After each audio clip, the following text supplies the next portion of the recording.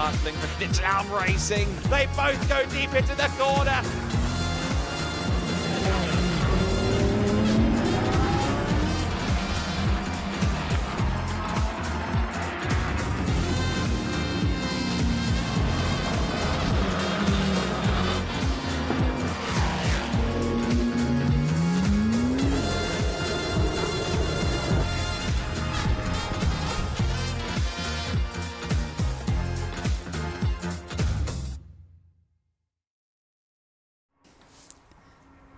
It's been approximately 10 months since we've had the pleasure of welcoming you to the GEDLICH Racing Winter Series. We are back for the opening of the 2025 European season, and we do so at the Circuito do Estoril with three of our categories: the GT Winter Series for the fastest racing supercars that money can buy, the GT4 Winter Series, and the LMP3 cars of the Prototype Winter Series. Myself, Adam Weller, here in the commentary box with Andy McEwen alongside me. Izzy Browning is down in pit lane as well. This is the circuit we're contending with, just under 4.2 kilometres and 13 turns, 9 of which are in a right-hand direction, which means those left tyres are getting a workout around this circuit. The conditions are pretty favourable for mid-January, it must be said, 13 to 12 degrees Celsius all day long. It's a perfect start to the season. Contrast from last year where it rather kicked off with the monsoon, but this time around, low wind speeds, nice temperatures. Cold tyres will be a problem. We've seen some of that in qualifying and in the practices and in the collective test sessions on Thursday and Friday as well. People struggling to get heat into the tyres early on. But I think we are going to have some very good racing in all three of our classes. We will be kicking off with the GT4 Winter Series, all three categories with one race today. Half-hour sprint for the GT4s and the GTs, and the prototypes with their first of two 50-minute encounters. We are about 15 minutes away from seeing the cars head out onto the grid for the first time. Delighted to have Andy McEwen with us. You were alongside me for the season finale at Barcelona last year. We've roped you in for some more in 2025. It took very little persuasion, I can assure you. I really enjoyed that final round at Barcelona, and yeah, nice to be here at least for the first half of the season this year as well. And what a great place to open up the 2025 Winter Series. Estoril, looking glorious out there. It feels a lot warmer than 13 degrees. That is possibly because we are British. Yeah. This is the warmest it's been for about 6 months in the United Kingdom. But yes, it feels quite warm out there. It's a lovely day for racing tomorrow. We believe maybe a bit more challenging, but in a way, that's not a bad thing for the drivers. This is a winter series. It is almost a kind of a way of going pre-season testing whilst doing a bit of racing alongside. So actually getting a bit of a view of the full spectrum of weather conditions isn't necessarily a bad thing. They've got lots of dry running today, as was the case yesterday. Maybe those wet weather tyres will be needed on the Sunday. But yeah, expecting some good racing. The GT4 race that's coming up first in particular, really excited for that. Qualifying looked really tight. There are 3 or 4 cars that I think will all be in contention. And hopefully that continues across all 3 classes. Yeah, absolutely right. GT4 Winter Series made its debut here 12 months ago. The first ever race for the GT4 Winter Series. It was a barn burner, and we had several more before the conclusion of the season in Barcelona. This is the biggest ever year for GEDLICH Racing's Winter Series, with 7 events being held over the next couple of months. Of course, we have 5 events for the main Winter Series categories that you're familiar with. The GT Winter Series, the GT4s, the prototypes, and the formulas, which will be joining us for the first time at Portimao in a couple of weeks. We also have the new for 2025 6-hour races at Portimao and Barcelona. The first weekend of February for the 6 hours of Portimao. Some very exciting and prolific teams entered into that one from the more endurance-centric side of the GT racing spectrum. And then on the in the middle of March, on the 15th and 16th, we will have the finale of the GEDLICH year, that being the final 6-hour race of 2025 for us. So 2 new additions there, a new racing format to come later in the year in the form of the 6-hour.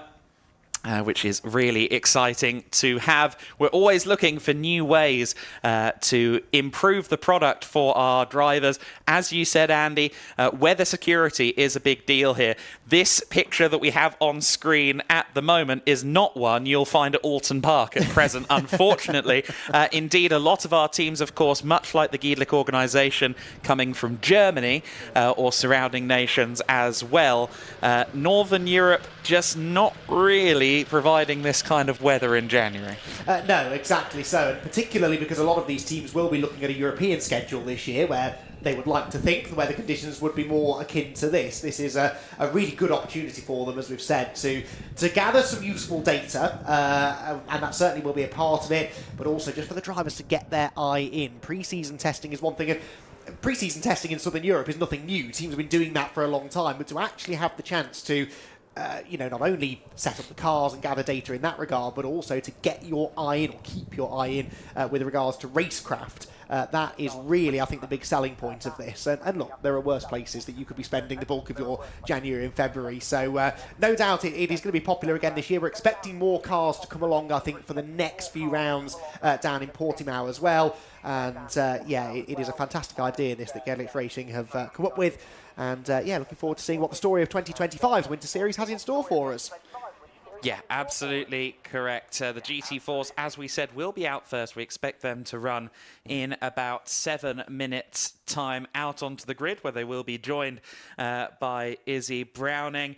Obviously, the Circuito do Estoril traditionally now is our starting point, and that is the case again in 2025. One of the key things that we should highlight coming into this is that in the GT4 Winter Series last year, we had an Aston Martin, a Porsche and a Mercedes taking a win. So 3 different manufacturers taking the win there. In the GTs, in the very first race of the year in 2025, we had a bit of a giant killing performance with Andrzej Lewandowski of GT3 Poland winning a race in a Super Trofeo spec car. And then after the Lamborghini, it was a Ferrari and a Mercedes. Also in the Prototype Winter Series, a Duquesne and a Ligier both took a win apiece as well. Points towards a circuit that is, shall we say, quite neutral in terms of the cars it favours. Yes, there's a lot of twisty sections around here. There's also that kilometre-long main straight, which gives the cars with extra ponies a little bit of a strong area as well. Which is very much what we saw with the Lamborghini that you just mentioned last year, and there is a chance, I think, of a repeat of that later this afternoon in the GT Winter Series race as well, but more on that a bit later on. That long straight does mean that you wouldn't necessarily think of Estoril as being a horsepower circuit necessarily, but when it comes to racing, being quick in a straight line is always a good thing. And so that long run down into turn number 1, that is where you see the majority of overtaking here. So if you've got a few extra ponies under the hood, that will help you in your quest to either gain or defend positions. And then as long as you're not making too many mistakes around the rest of the lap, it should be possible to stay in front from there. But it's a fabulous circuit for racing. One obvious overtaking opportunity, sure, but there are places that, if you're feeling brave and your car's underneath you, you can try and make some moves on the infield section. And there are some technical bits, particularly in the last sector, that can sometimes generate mistakes. And that always keeps the on-track action even more exciting. So yeah, good place to start racing. It's got a bit of everything, lots for the teams and drivers to learn, and hopefully they'll put on a good show for us whilst they're doing so. And even in these half-hour races that the GTs and the GT4s are partaking in, the 2 sprints that each category will partake in before their respective pit stop races, a 60-minute race for GT4, a 55-minute race for GT at the tail end of this weekend. But even in the half-hour race, I was being told earlier on by Owen Hizzy, who joins us from SVG Motorsport in the GT4 Winter Series, he said at the end of that half-hour, the tyre deg is a problem. Obviously, the front left gets a workout around a circuit like this where it's so right-hand predominant, the load going to the front left quite a lot. But he also made the observation that for their car, at least, the Ginetta G56 GT4 Evo, that is 3 times that they have to go into first gear throughout the layout as well. 3 acceleration zones from first gear, which means tyres spin up quite easy to do. You can really start to roast those rear tyres a bit over the course of a race distance, even a fairly short one. And it's often temperature rather than wear that is the issue. If you increase the temperature in a tyre, the pressures leap up, and the higher the pressure is really, once you go beyond a certain point, the less rear traction you have. So then you spin the tyres up more easily, and then it's a vicious circle. So yeah, managing those tyres is something important. And for a lot of these drivers who maybe haven't done a lot of racing outside of the UK, if they are looking for a European season later on in 2025, that's definitely something they'll need to try and get on top of. So another key thing to learn from the races in this winter series, should the remainder of the season take place in similar conditions to these anyway. Getting a good view here as well on the live stream pictures of the infield section of the track. There is one of those acceleration zones out of, what's that term? 5, I believe. 4, excuse me. Out onto the kink underneath the bridge on the back straight, if you like. And that leads down into another big braking zone. Quite tough on brakes, Estoril. There aren't necessarily a lot of big braking zones, but the ones that we do have tend to come at the end of very long straights and often downhill. You can really see from this angle here on the left-hand side of shot, that's the direction from which the cars will be coming. It's a steep downhill braking zone. There is a bit of runoff area now on the outside of that corner, which there never used to be, but already this weekend I've seen quite a few drivers getting that wrong and ending up using all of that runoff area and sometimes even skirting the gravel. So easy to get that braking zone down. The next braking zone is also a downhill one too, and of course into turn 1 you're dropping downhill as well. So wouldn't be at all surprised, Adam, to see a few drivers miscalculating that, particularly if they're in a slipstream, which they may not really have experienced in testing. That's the thing, isn't it? And I mean, turn 1 is a corner that I've had it explained to me before as like a phantom braking zone, in that it can shift 10 to 20 meters when you need to finally slam the brakes on, depending on the tailwinds or the crosswinds. Thankfully, as we saw on the kind of weather breakdown earlier on, there's not much wind to consider today. It's a fairly still day here just outside Lisbon. What a wonderful area this is around the circuit as well. Lots to see, lots to do. A very large casino, which the likes of myself can't afford to indulge in, but maybe some of our drivers. The largest in Europe, someone told me yesterday. Indeed, yeah. I think it might have been me. So I don't know if I believe that. But yes, it's a fabulous circuit. 13 times in both 2- and 4-wheeled racing. It has hosted a Portuguese Grand Prix, of course, Formula 1 and, well, MotoGP, 500cc as it was prior to that. And as we saw last year, yes, there are the obvious overtaking zones, turn 1 being the most obvious of them. Parabolica interior, turn 6, that is also a very good overtaking opportunity. But we also saw some surprises. The Gancho chicane, which is just after our camera shot that we're looking at the moment. If you get a good run through the right-hand kink that we're currently looking at, you can spring a surprise and dive to the inside. That's exactly what we saw Jamie Day, who would ultimately be the champion of this last year's GT4 Win Series, do to win the first race of the season, and that's a point worth making as well. Of course, all these things are circumstantial, but we like a statistic. The race winner of race number 1 in 2024 was indeed the champion. Well, there's definitely something to be said, I think, for getting off on the right foot, isn't there? And building some momentum at the start of the season. You know, if you win that first race, maybe it does mean that you approach the next couple of races slightly differently. You start to realise, hang on, we've got a shot at this. I'm sure there are quite a few rather confident driver pairings, though, anyway, most of whom have qualified towards the front of this grid. We can see the cars now are making their way out onto the circuit, by the way, so they will do a lap, line up on the grid, and Izzy Browning will be ready and waiting to have a chat, hopefully, with a few of those drivers. But just looking at the front end of this field, Adam, Josh Rattigan on pole position. We know how rapid he is. Directly behind him will be fellow British young charger Charlie Hart, who's fresh out of Ginetta Junior Racing. Enrico Federer, he's been quick in the past as well. They're the top 3 drivers on the grid, and very, very little to choose between them. It was, 0.4 of a second covering the top 3 cars, in fact only 0.6 of a second, covering the top 4 with Alon Gabay starting 4th on the grid for WNS Motorsport. So a really competitive front end of the grid, and they are all, I'm sure, drivers who are thinking, well, if we're doing the whole season, we've got a real shot at winning it, and that starts now. Exactly, and a lot of the time you'll see drivers or teams that put their money down for the first couple initially.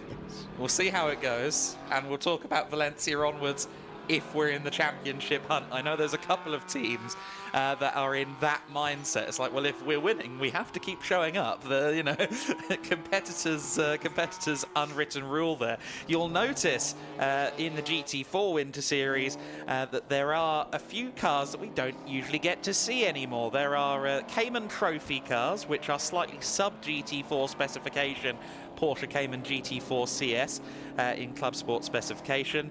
The main differences between them and the WNS Motorsport Porsche Caymans that are running in Pro and Pro-Am. The full-fat GT4 car has a 4-litre engine. The Cayman Trophy spec cars, both of which we can see on camera right now. Very good pickup, Mr. Director. Those are 3.8 litres, so a little bit less power. They've also got a slightly differing suspension setup. It's maybe just a few percentiles closer to a road car versus a GT4. However, we saw last year they can start to get involved in battles up in the top 5 if things fall a certain way. The other thing, as we can see them now just coming into this shot as well, the slightly older cars. You see there an original recipe Aston Martin V8 Vantage GT4 and a slightly older F82 BMW M4 GT4. Those are both a part of the club class, which allows GT4 cars of an expired homologation to come into the series, and that means that we have the rather wonderful Muka Motorsport car, the orange machine of Thilo Goss, at the wheel, or well, at the wheel of that car, the number 700, and then the 32 Monteros Competición car, the M4 F82, which I think they purchased a matter of days ago.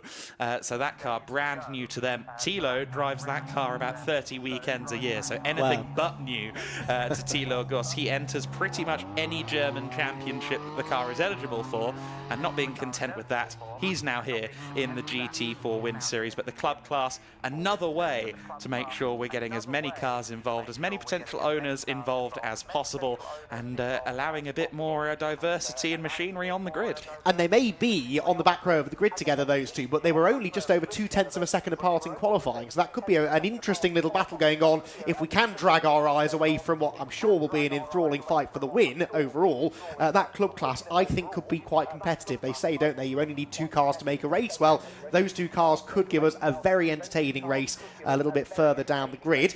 Speaking of the grid, cars are now gridded up. Teams will descend upon them to have a little chat with the drivers and make any final preparations. I can see Izzy is preparing herself to go and have a meander down the pit lane as well. And in fact, I believe we can head down to her now. So Izzy Browning, over to you.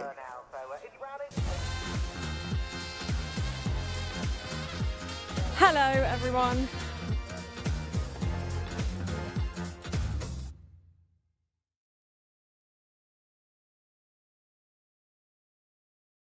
For the very first time in the 2025 Winter Series. Super excited to be here and super delighted to say it is absolutely beautiful weather down on the grid, as Adam and Andy have alluded to already. We are expecting a little bit of rain tomorrow, so make sure you stick around to see what happens with that. But as they have already said, we have got the first race of the day, and that is the GT4 Winter Series. Now, the GT4s gave us so much to look forward to last year, so we are expecting the same this year. Of course, we've got the team where Joel Mesh took the vice champion, or was the vice champion last year. That team, SR Motorsport, back on the grid and back on the front row. Our pole sitter is rolling in now. That is the number 77 elite of Josh Ratikin. We're going to try and grab a word with him in just a second, but the number 11, we'll go to him first because he's been sitting there for a little while, so he should hopefully be ready to talk, is Enrico Federer. Now, Enrico was in this GT4 Winter Series last year, but he was actually in the Cayman Trophy class, so stepped up to the pros this year, and he is the GTC race sprint champion. So Enrico, can we just can we jump in, have a little bit of a word? Thank you very much, Shamo. Enrico, how are we going? I mean, first race and you've got the best view down to turn 1, don't you? Yeah, so it's the first race of the season and the best view of the starting grid, so I'm really looking forward to the race, and I think it's going to be a good race. And nothing to lose and everything to gain, so how do you fancy your chances against a pretty quick McLaren? So I think we have a really good chance. The BOP is not on our side, but I think we have a good chance to win. All right, well, we wish you best of luck and have fun out there. All right, so there is our P2. Thank you very much to the Schnitzlaum guys for letting me have a little bit of a chat. Now, I've not got the boards anywhere, so I have to rely on someone in my ear to tell me how long we have got left of this grid walk. I can see that the teams are starting to leave the grid, but I haven't seen the 1 minute board yet. The Elite McLaren is just being spoken to by the race director. This is our race director here. So I will jump in when I can with Josh Rattikin, but they are on this grid once again with a different lineup and an exciting lineup as well. Josh is the reigning GT4 European champion, and he'll be with Mackenzie Cresswell, who is stepping up from single seaters into GTs. So let's see if I can jump in. Can I jump in with Josh really quickly? Thank you. Josh, pole position. I mean, you've announced yourself in this in the GT4 Winter Series, and great to have you with us. How are you feeling ahead of the race? Yeah, we're definitely feeling strong. Obviously, it's my first time properly doing a Winter Series before. Obviously, everything's going really smooth so far. Obviously, massive thank you to everyone that's obviously put this together. Yeah, it's going really well. Obviously, never done, like I say, the Winter Series. It's a bit different. Obviously, got a bit of challenge in with the Mercedes, but I reckon if we just keep our cool, we'll be okay. Well, you think that the Mercedes is going to be a challenge for you. He's just said the same thing about you to me. So, which one of you's really got the edge on this track? Like I say, I've never been here before. I think I did one test about 2 years ago, so obviously it's a whole new stepping stone for me. But like I said, as long as I keep my cool like I did in obviously European GT4, we took the championship. I'll just do the same again, keep my cool and just drive on. And of course, you the more experienced driver of your driver pairing. Of course, Mackenzie will be racing his first time in a GT4. So are you kind of taking all the learning you can get today to hand over to him tomorrow? Yeah, obviously a massive well done to Mackenzie. He's done a great job so far. Jumping into the car 2 days ago and straight on pace within a few temps. So a massive well done to him. I've given a few more laps in the car to obviously take that stepping stone, but really good job. All right, best of luck. We'll wish you best of luck. All right, I think we are about to get this race underway, so we will go up to commentary after this quick ad break.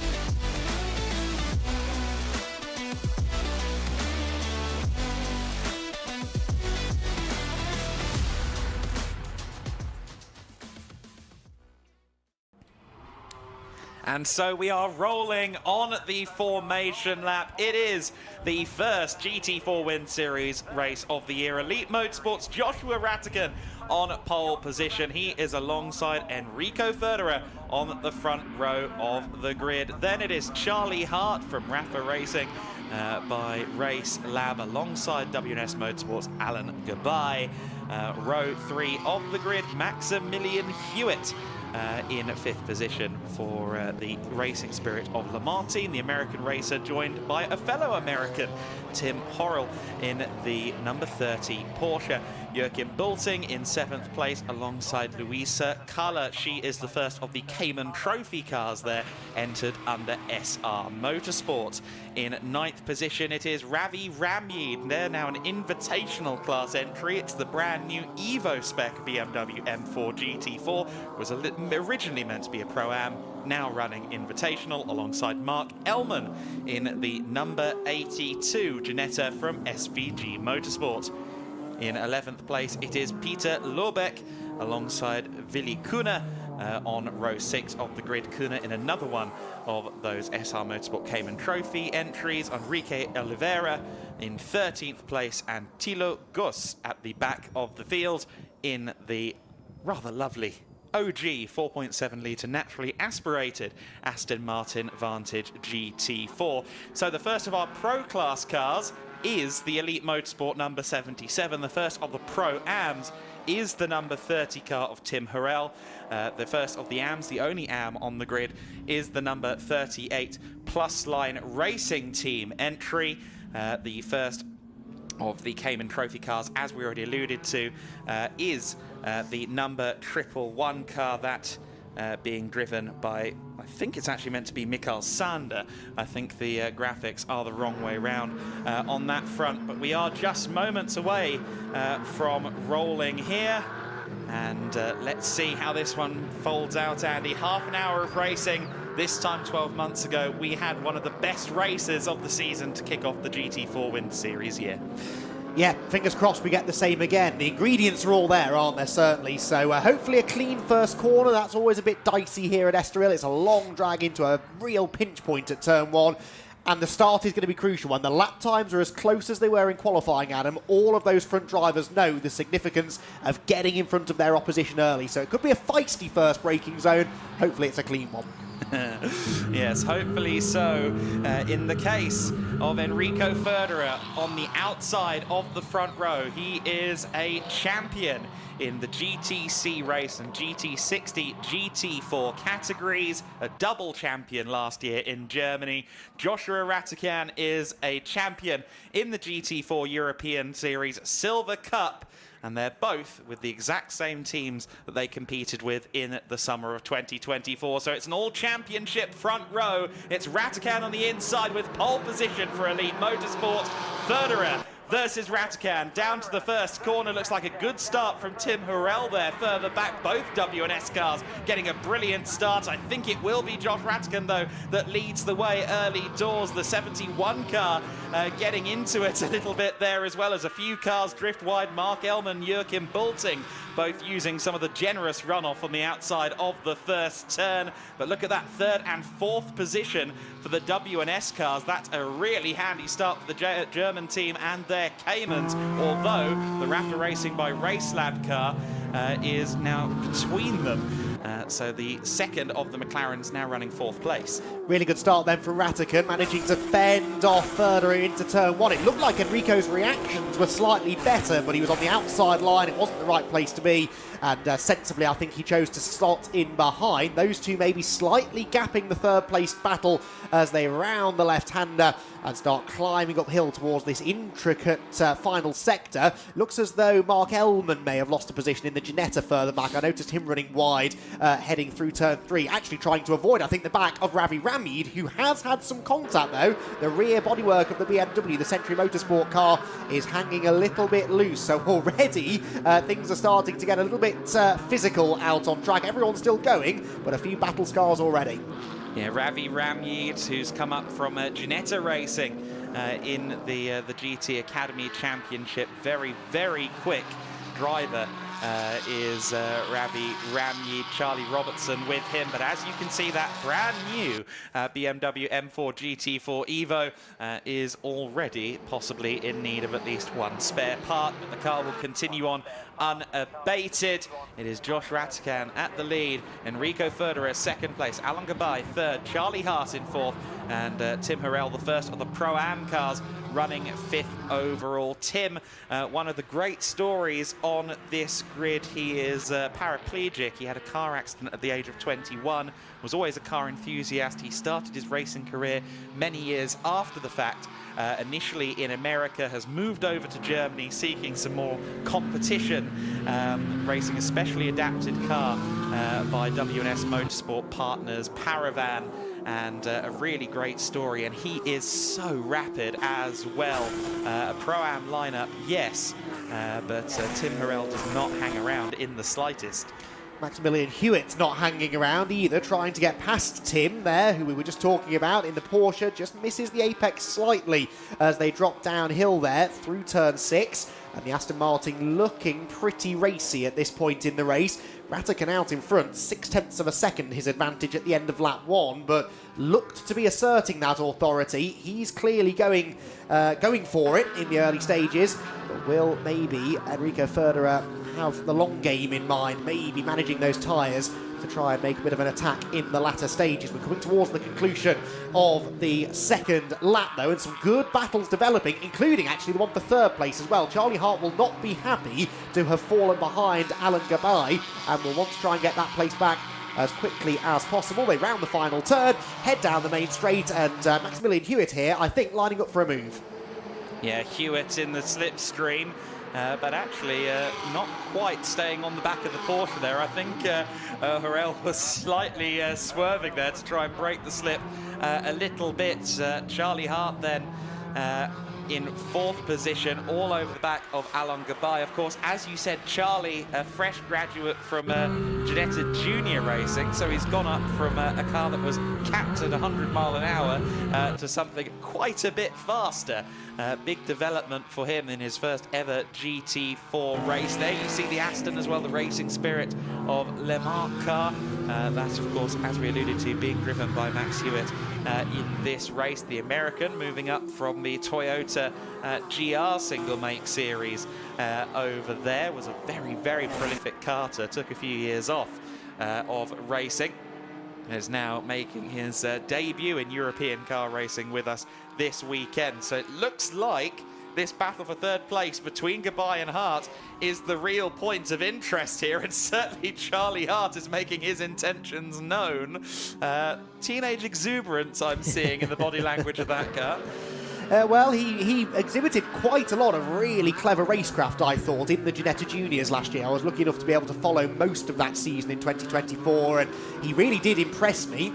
So he knows how to make an overtake, how to place the car. Overtaking a bit more of a challenge maybe in GT4 racing than it is Juniors, but he's certainly giving it a good go and wants to get on with it because he knows he's got the pace of Ratajkowski and Federer out in front.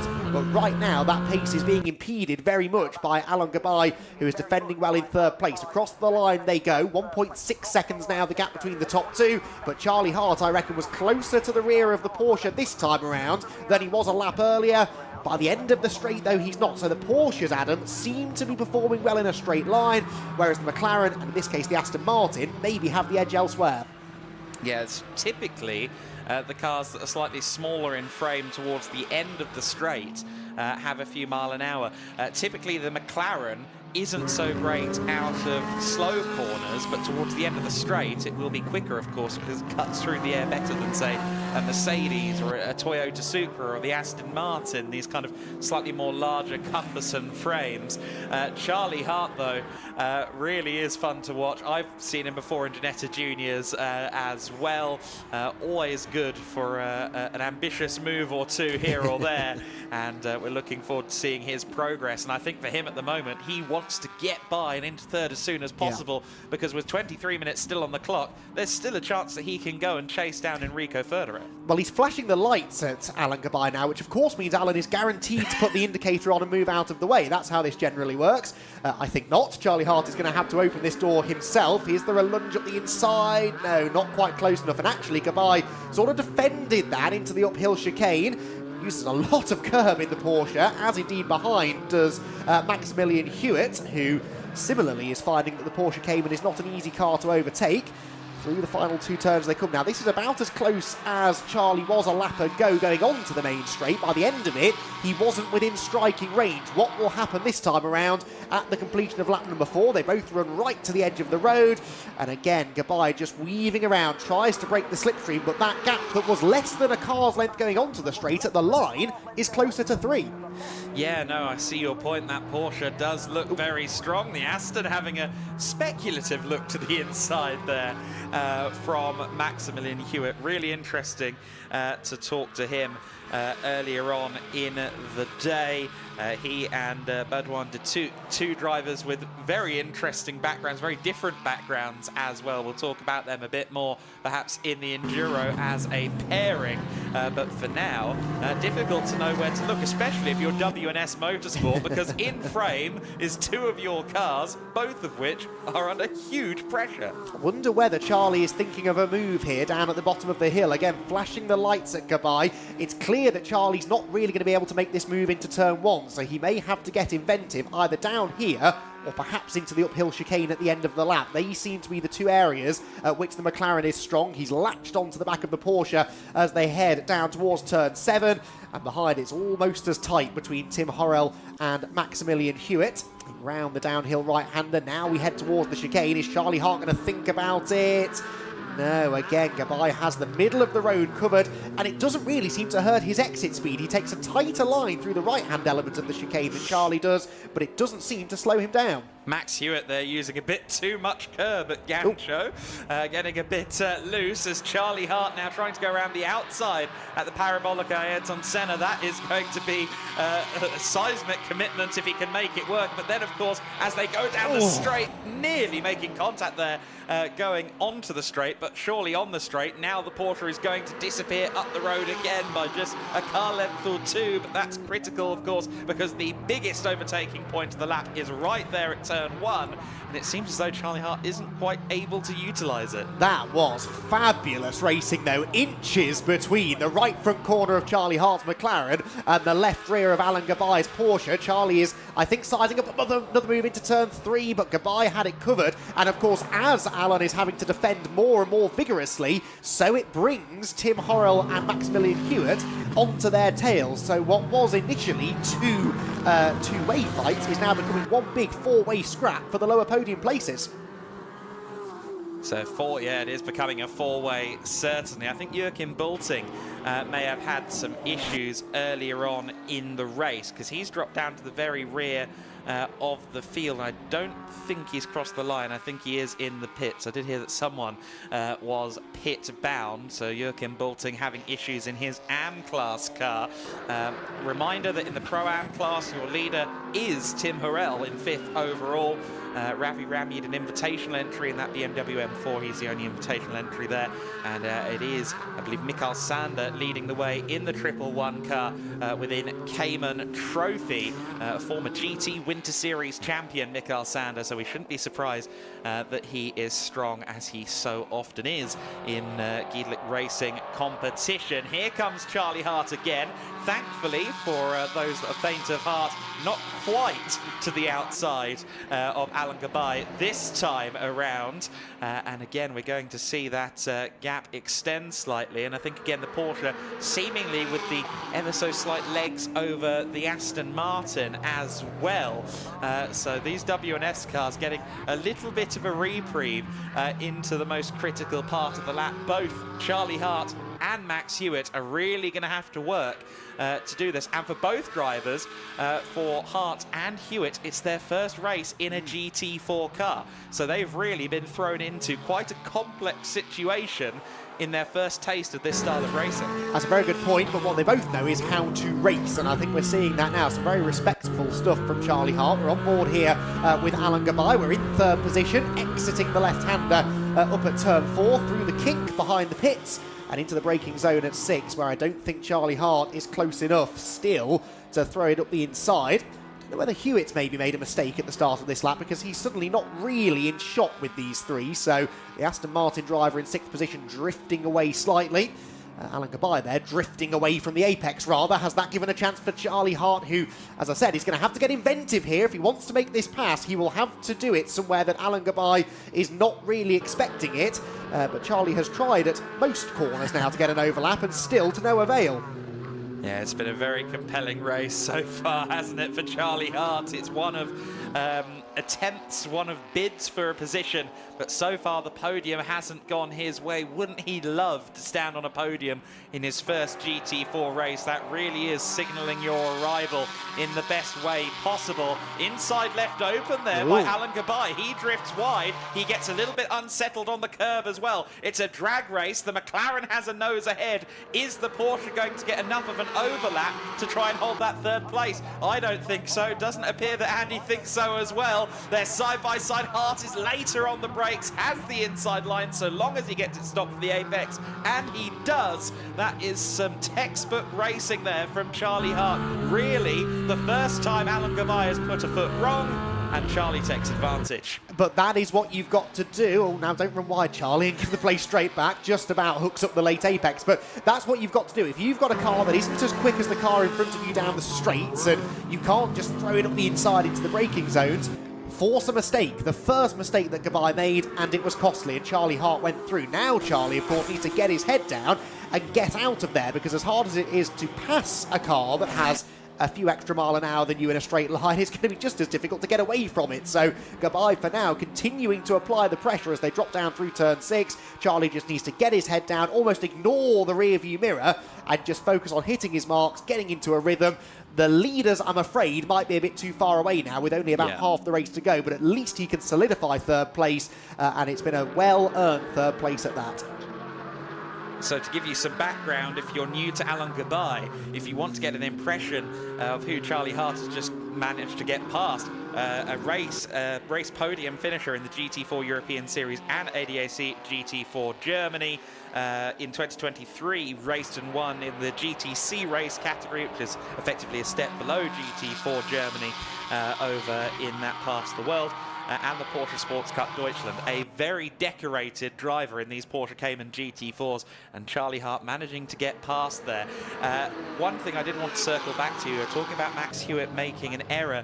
I wonder if it's more that he's overheated his rear tyres, because earlier on when he was right on the back of Tim Harrell, he was getting very sideways out of some of the slower corners, like turn 3, the Lamy corner. So I just think maybe those rears are starting to protest against some of the more exuberant driving at the wheel of the 39 Racing Spirit of Le Mans entry, the United for Racing by Racing Spirit of Le Mans, which is a mouthful. Yes, contender for longest team name of the season, and we're only in race 1 of the season, but yeah, we'll see whether or not he can regroup and close back in on that group. I would argue, though, that Ravi Ramid is maybe starting to make an impression upon him. Yeah, fractionally quicker on the last lap, and in fact Ravi was one of 3 drivers to set a personal best lap on the most recent tour, the other 2 being the second place car of Enrico Federer, and perhaps unsurprisingly Charlie Hart in third place, because that was his first lap in clean air. Ratican, though, the leader, has just done a purple first sector, so fastest of anybody in the first part of the lap, perhaps responding to the fact that Enrico Federer didn't drop back by quite as much on that lap as he has been for the first 15 minutes. Yes, I'm sure he's getting the information fed, Enrico Federer getting the information fed by Tim Neuser, who is one of the kind of guiding lights of that SR Motorsport team and has been one of a few members of that team that's a bit of a mentor to Enrico Federer, who we had last year in Cayman Trophy, moved into GT4 cars for the summer and is back to try and win the championship in the GT4 Winter Series in the Mercedes AMG. It's the exact combination that was so successful in German GT4 racing during the 2024 season. Of course, Josh Ratican, a driver that we saw win the GT4 European Series Silver Class with Tom Leben, who we saw here 12 months ago. Mackenzie Cresswell is sharing the car with Josh Ratican this year in the GT4 Winter Series, and that feels like a very good recipe. Tom Leben last year came out of the FIA Formula 3 Championship and was immediately on the money in GT4 Winter Series, winning races. And now Mackenzie Cresswell, coming out of a race-winning campaign in GB3, moving into GT4 with a familiar team, with Elite Motorsport, who he's raced and won with in the last couple of years in GB3, with someone like Josh Ratican at the wheel alongside. That's a very strong combination. It's interesting to me, anyway, that there are more and more young single-seater stars these days who see GT4 as a viable option on their career path, rather than as some would say, wasting their time, effort and money on trying to pursue a single-seater career, move into GT racing. You can earn a living in GT racing as a young professional driver, and I think you have a bit more fun as well, to be honest. So more and more of them starting to do this, and yeah, Mackenzie Creswell, really interested to see how he gets on over the course of 2025, and specifically, of course, throughout the Winter Series. But yeah, they are going to be a force to be reckoned with, that is for sure. Josh Rattican is in superb form this afternoon. He, and indeed the rest of the top 4 drivers, all set personal best laps last time around, but Rattican's was a new fastest lap of the race. That time around, he does a 1:43.9, virtually matched, really, by Enrico Federer in second. Charlie Hart, now that he's in clean air, matching the leader. So this is what we expected, really, after qualifying. It's a shame, in a way, that Charlie had to spend the first half of the race stuck behind the Porsche of Alain Gabay, but now he's in clean air. He's showing us what he's capable of. We ride on board then with the BMW M4 GT4 Evo there, being driven by Ravi Ramyid.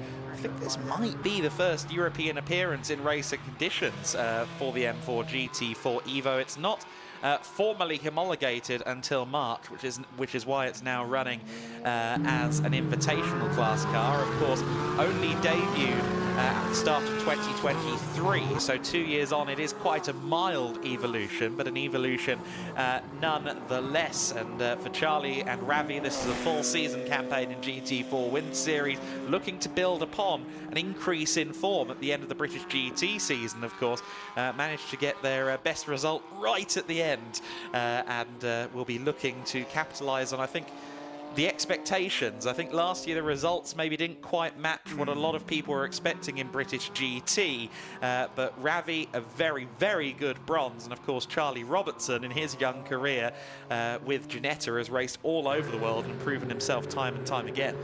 It's very difficult, though, let's be honest, to be finishing on the podium in British GT4 these days, because that GT4 category is so competitive. GT4 racing globally, I think, really is now starting to catch on.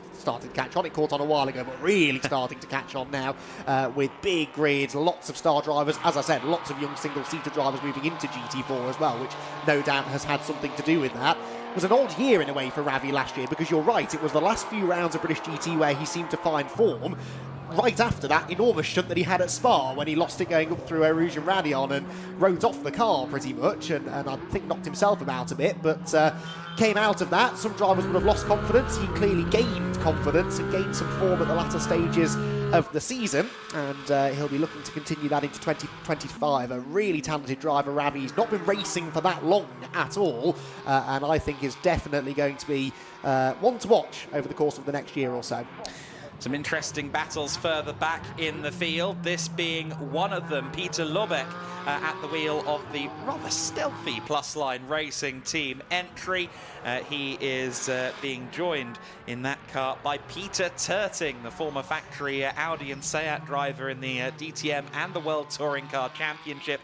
A very strong co-driver there for Peter come at the later races, but it's Mikael Sander, the leader in Cayman Trophy, that he is behind at the moment. So here's a bit of a comparison then between the 3.8 litre Cayman Trophy car, the slightly sub GT4 spec machine, versus the full fat GT4 car. You can see the slightly wider stance, the slightly more aggressive bodywork and braking from Peter Lubeck versus Mikael Sander there, who looked like he might have been stamping the brake pedal a bit there on a corner exit. But that's an interesting battle, and they're not too far behind them, as well as Mark Ellman in the other Pro-Am class car, running third in Pro-Am, the Ginetta G56.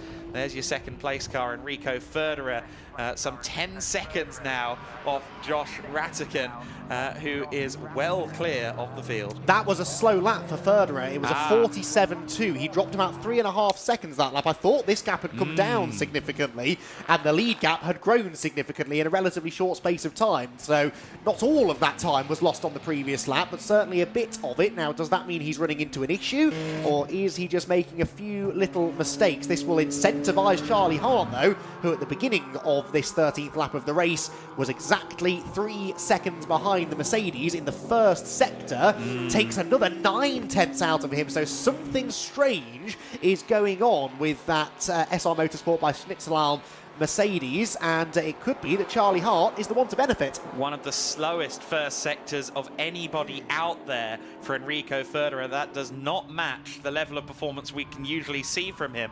Looks like the lights are out as well. I think they were on earlier on. I don't know whether maybe there's some early stage electrical issues, something like that, but something is clearly amiss with Enrico Federer's car. The gap that was 3 seconds at the start of the lap, well, that's less than a second as they head through the Gancho chicane. Now, I suspect that if the car is at least going to stay at this level of speed, they'll try and keep it out there to score points, since they are a full season entrant.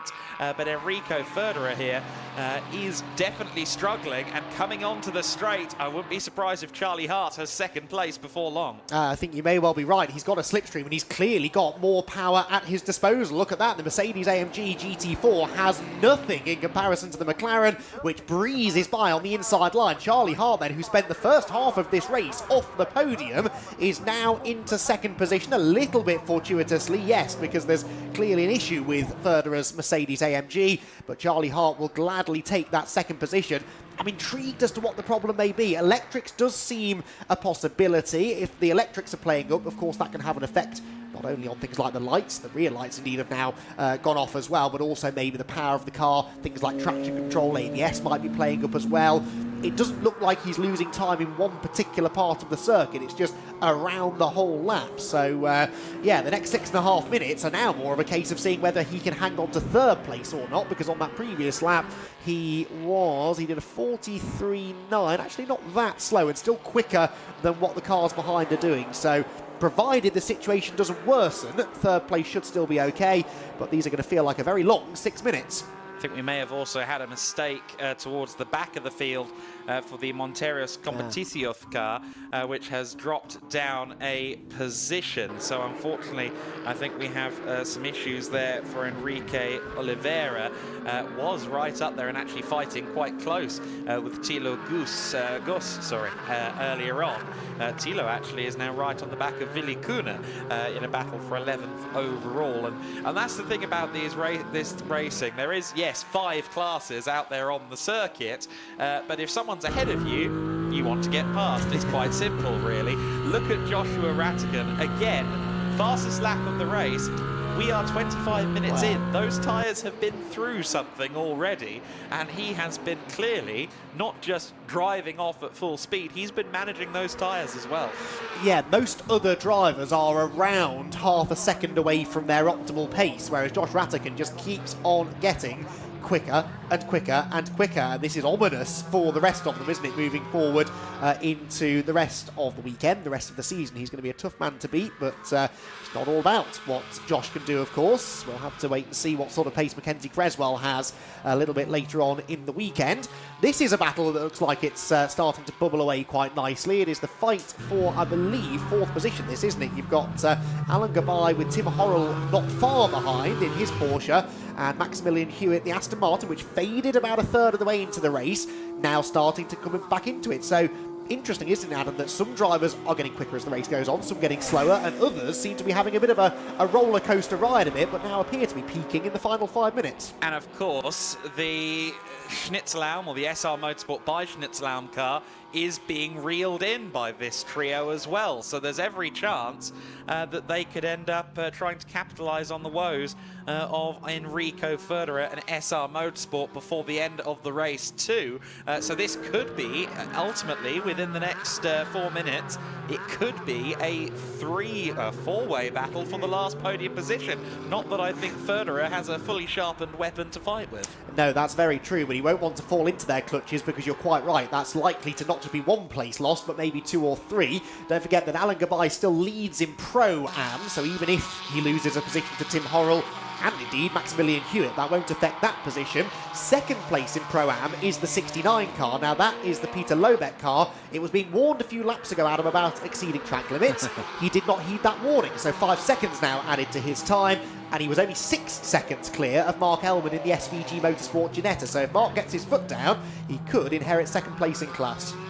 Yes, we'll see if that proves to work out in Elman's favour. He would have to find some more speed there, lap on lap over the course of the next 3 minutes. He has been dropping back over the last several minutes of the race. At the front, though, it's a bit of a McLaren advert, really. McLaren Arturas 1 and 2, Elite Motorsport and Rafa Racing by Race Lab at the front of the order. Those, of course, are pro entries, as is the SR Motorsport by Schnitzelam car in third, in the hands of Enrico Ferderer, who is now slightly closer to the competitive pace, but he's still a good second a lap off those behind him. They might run out of time to reel him in, especially if they start fighting each other. And certainly Max Hewitt has been pursuing his countryman Tim Horrell all race long, from very differing racing backgrounds, those two.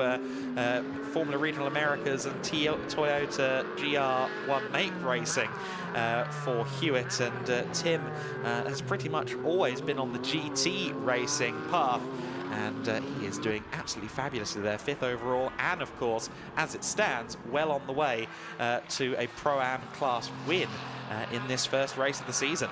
Hewitt is definitely closer to Horrell now, though, than he has been for a while, but of course, he was this close early on and couldn't find a way through. We've seen how strong the Porsches are in a straight line, this part of the circuit in particular, past the pits.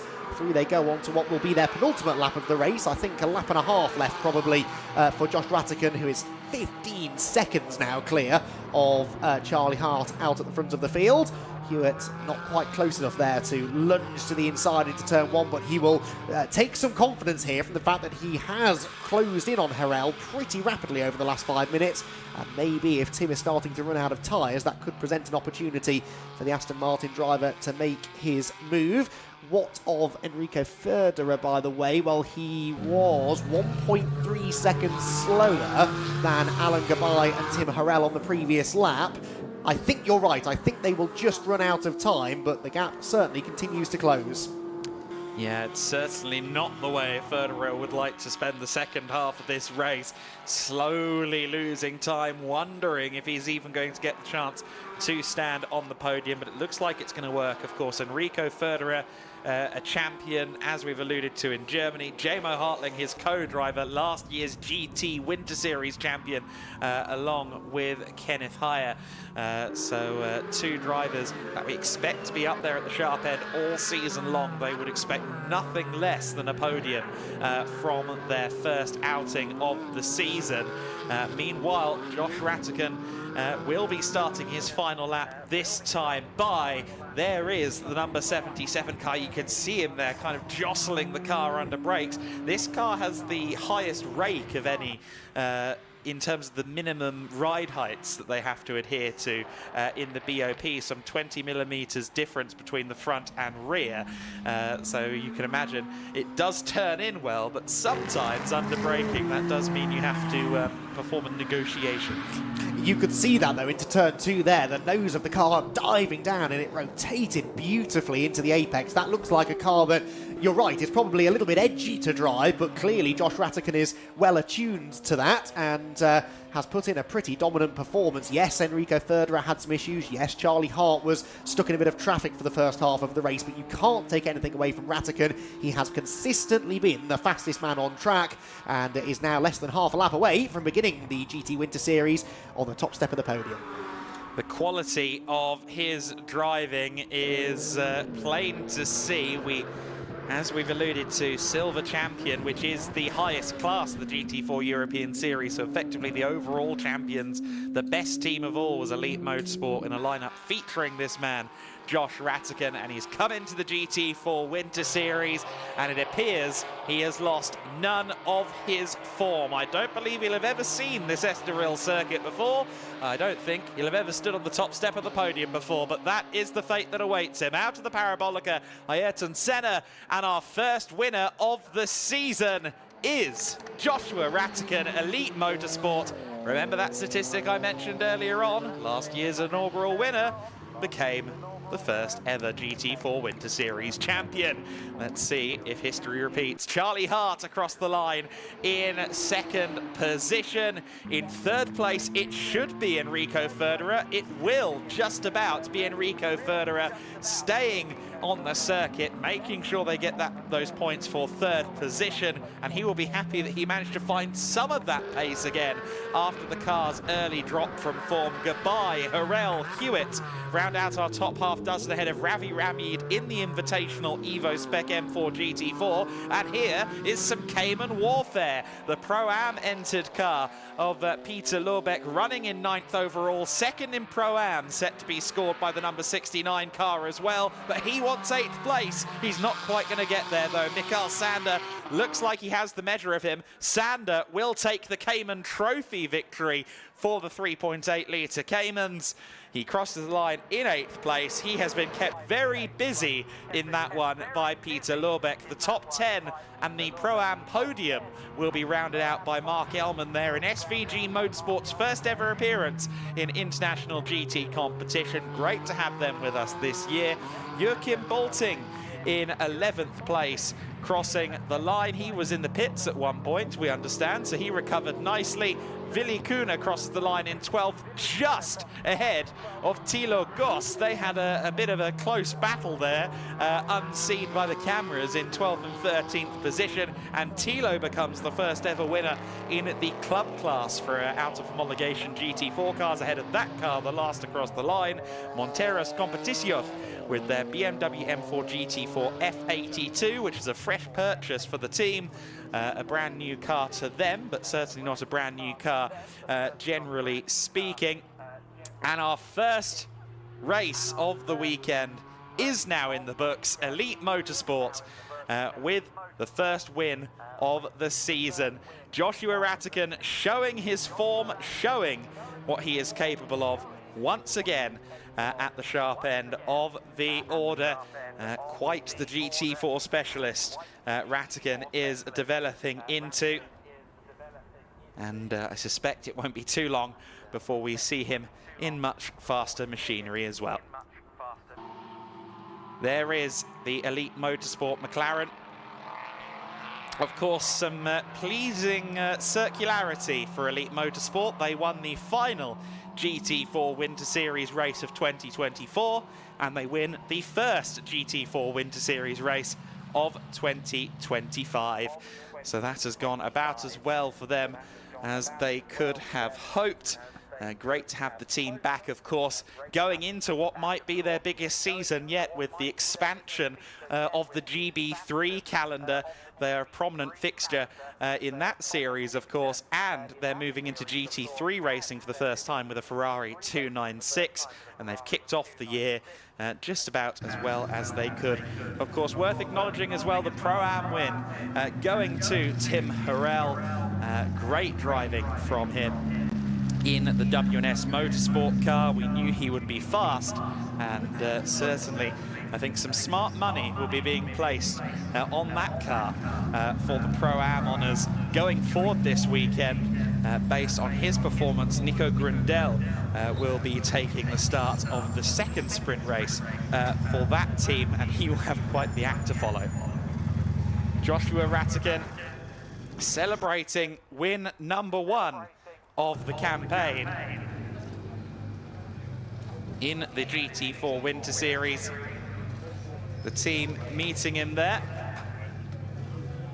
Kenzie Cresswell congratulating his teammate. Josh has laid his cards down and said, beat that. And we'll see whether that's possible for the young Brit, the number 77 Elite Motorsport car.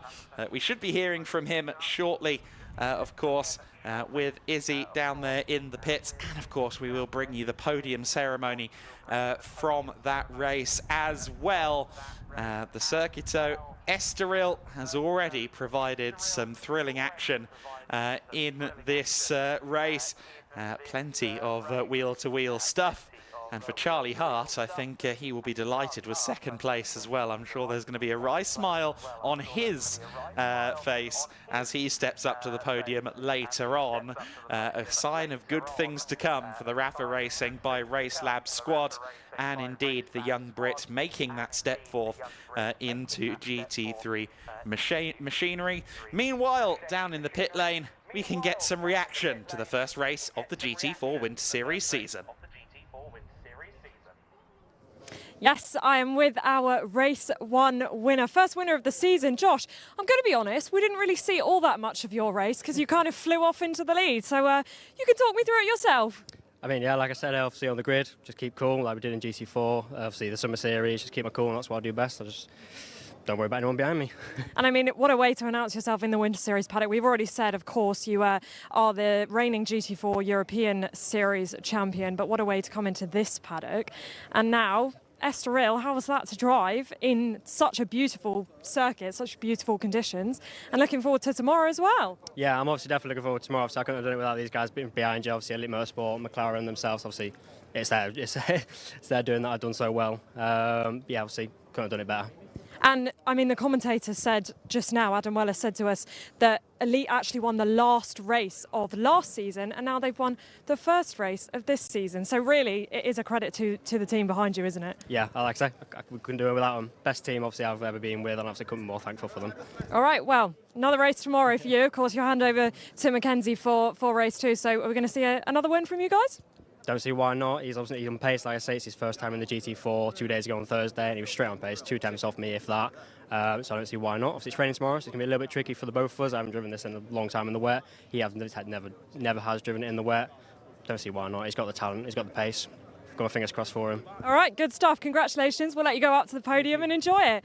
All right, there is our race 1 winner, Josh Rattican. We will go back up to Adam quickly, and I'm going to see if I can find someone else from our race. Good stuff, Izzy. You can always trust you to find someone and place the microphone in front of them for some insights. Thank you very much.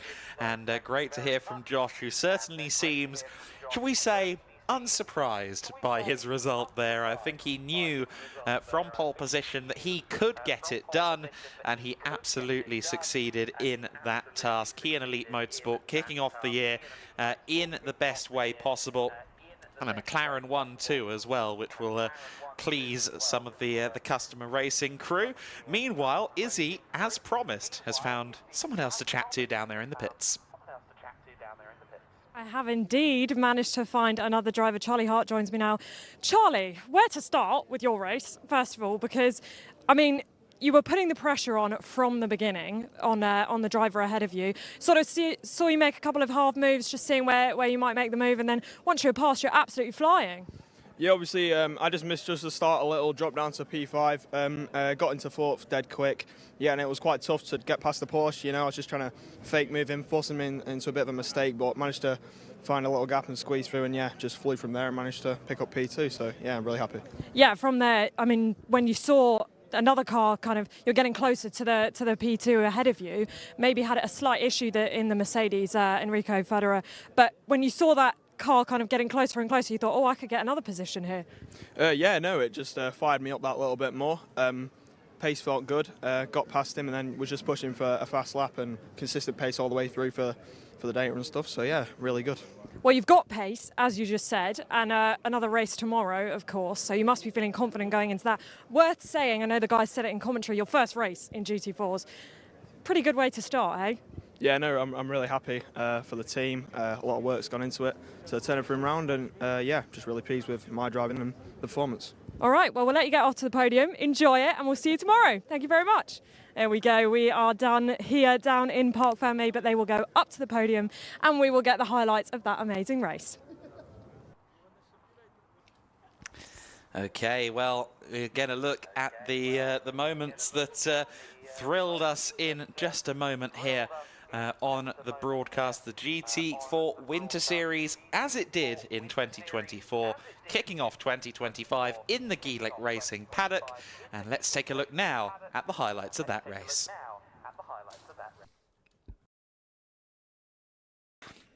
As Charlie Hart alluded to, it wasn't the best of starts from him, dropping down to 5th place from the second row of the grid. It was a good start from Enrico Federer on the outside of the front row in the number 11 SR Mercedes, but it would be Josh Rattigan that went into an early lead. It would prove to be a definitive lead as well. Some interesting jostling further back as we saw there the number 69 plus line car of Peter Lorbeck getting into the rear of Ravi Ramyid on the first lap. Ramyid would ultimately have a fairly quiet race from that point in the all-new M4 GT4 Evo, brand new chassis for the team for this season. Meanwhile, the number 30, number 39 cars, Tim Hurrell and Max Hewitt, the American pair, having a good race further back in the field. Charlie Hart was sat just outside the podium positions in 4th place on the back of Alan Gabay of W&S Motorsport, but it wouldn't be long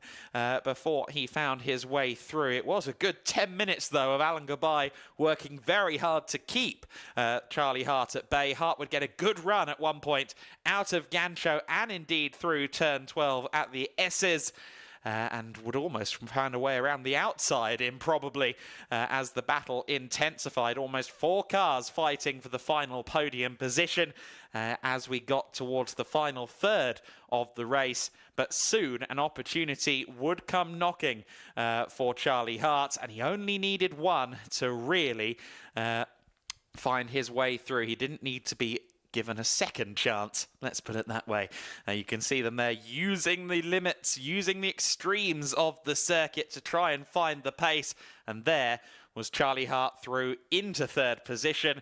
He managed to take advantage of a slight error from Alan Gabay going through the final corner, and through into 3rd place he was, and fairly soon he was building a gap over both W&S Motorsport Porsches. It looked for a while as though Tim Hurrell might find a way past Alan Gabay, or at least challenge him for the position, but eventually the 2 W&S cars ended up holding strong, and of course Tim Hurrell would win the Pro-Am class in this first race of the season. Max Hewitt, after dropping off the pace a little bit with what looked to be some tyre deg, he would start to challenge Tim again for 5th overall, but ultimately the Aston would stay behind the Porsche. And meanwhile, much to everyone's almost surprise because he was so far ahead and we saw so little of him, Joshua Rattican crossed the line to win. Forgotten perhaps a little bit at the front, 15 seconds clear and dominating the first GT4 Winter Series race of the year, handing the baton tomorrow to Mackenzie Cresswell, who certainly has quite the act to follow. Exciting racing then from the GT4 Winter Series. 3 teams in the top 3, Elite, Rafa Racing by Racelab and SR Motorsport, your top 3. Of course, Elite, last year's runners-up in the championship. SR Motorsport, or rather, Elite Motorsport were 3rd in last year's championship. SR Motorsport, last year's vice-champions in the GT4 Winter Series. Last year's champions for SETI Motorsport, of course, with their Aston Martin. So we know Aston Martins can be strong here in the GT4 Winter Series. We've seen that happen before. And of course, we did have an Aston winning in the club class in 13th overall. Here's a look at the results then. Joshua Rattican winning by 15 seconds over Charlie Hart. Enrico Ferderer, 3rd position. Alan Gabay in 4th. Tim Hurrell in 5th place. 6th position, Max Hewitt. Ravi Ramyed in the Invitational class car in 7th. Of course, Tim Hurrell winning in Pro-Am. Mikael Sander, 8th overall and winning in Cayman Trophy ahead of Peter Lobeck. Those two were having a bit of a dice towards the end, of course. Mark Ellman rounding out the overall top 10 and the podium in Pro-Am. Joachim Bulting in 11th place for the Plus Line Racing team. He wins in the Am class. Willi Kuhne in 12th place and Thilo Goss, as we alluded to, winning in the club class in the BWT Muka Motorsport car. That car branded in the rather wonderful business of Thilo Goss. He is a music technician by trade, and Enrique Oliveira finishing 2nd in club and 14th overall. So a good start to GT4s. Of course, we've got plenty more action to come here today. The Prototype Winter Series will be next out on the circuit. The 2nd generation LMP3 cars with what could be their final foray, shall we say, into the Prototype Winter Series, at least as the front-running cars. Meanwhile, though, let's focus back in on the GT4s and Andy McEwen, who is going to present us with our first podium of the year. Thank you very much, Adam. Yes, we are ready to go with our first podium of the GT4 Winter Series for 2025. We've got 5 classes to get through, so we'll rattle through these as quickly as we can. Beginning with the club class, and we will welcome first of all our second place finisher in the club category, Enrique Mora Oliveira. In the top step of the podium, though, for the club category for BWT Muka Motorsport was Tilo Goss. Up onto the podium they will go. Their trophies then are to be presented. We've got a few representatives here to do the honours. First of all, the second place trophies for all of our classes being handed over by Mario Montero from Quintas das Arcas, and our first place trophies by Marco Soana from Pirelli. They will pose now for the photos. A big crowd gathered down below to enjoy the moment as well. The photographers getting all the best angles. Onto the top step of the podium they will go. And I'm sure tomorrow we will see the champagne flying, but for now, they know that only half the job has been done. So the club class drivers then will make their way off the podium. We now move on to the Cayman Trophy. 2 more drivers to welcome onto the podium. Both of them, of course, running for SR Motorsport. In second place in the Cayman Trophy, Willy Kerner. Onto the second step he will go, but onto the top step will go our first Cayman Trophy winner of the season, Mikael Sander. It's a very bright podium as the SR Motorsport with Schnitzelalm drivers celebrate for the photographers. The trophies, of course, will be presented again for our top 2 drivers. And they're doing the photos first this time, just to keep us on our toes. So out will come the trophies now. Mario with the second place trophy, and again, Bruno Vieira from Pirelli with the race winner's trophy for Michael Sander after a well-managed race for the 2 SR Motorsport drivers.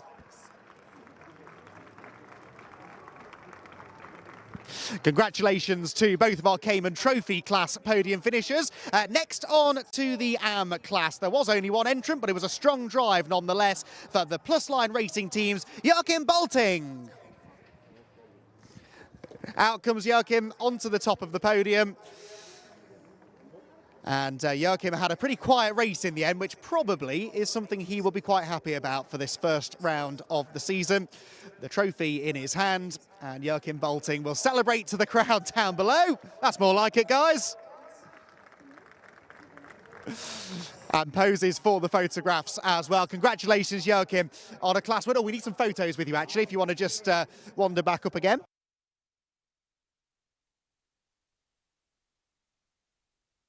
So just the one driver to celebrate on the podium for the AM category, Joachim Bolting for Plus Line Racing team. Congratulations once again to Joachim. We now move on to the Pro-Am category then. In third position for SVG Motorsport, Mark Ellman. Well done, Mark. A solid debut in the GT4 Winter Series for him. We do not have, I'm afraid, our second place finisher, Peter Lobeck, but he, I'm sure, will be celebrating with the team. Celebrating with us all, though, here on the podium is what I'm sure is going to be a popular winner of the Pro-Am category, Tim Harrell. Congratulations, Tim. A really, really well-managed victory in the class, and the WNS Motorsport team here to celebrate with him as well. And Tim had to handle a lot of pressure there in the latter stages of the race in particular, and he will now stand atop the top step of the podium. The trophies can be taken out.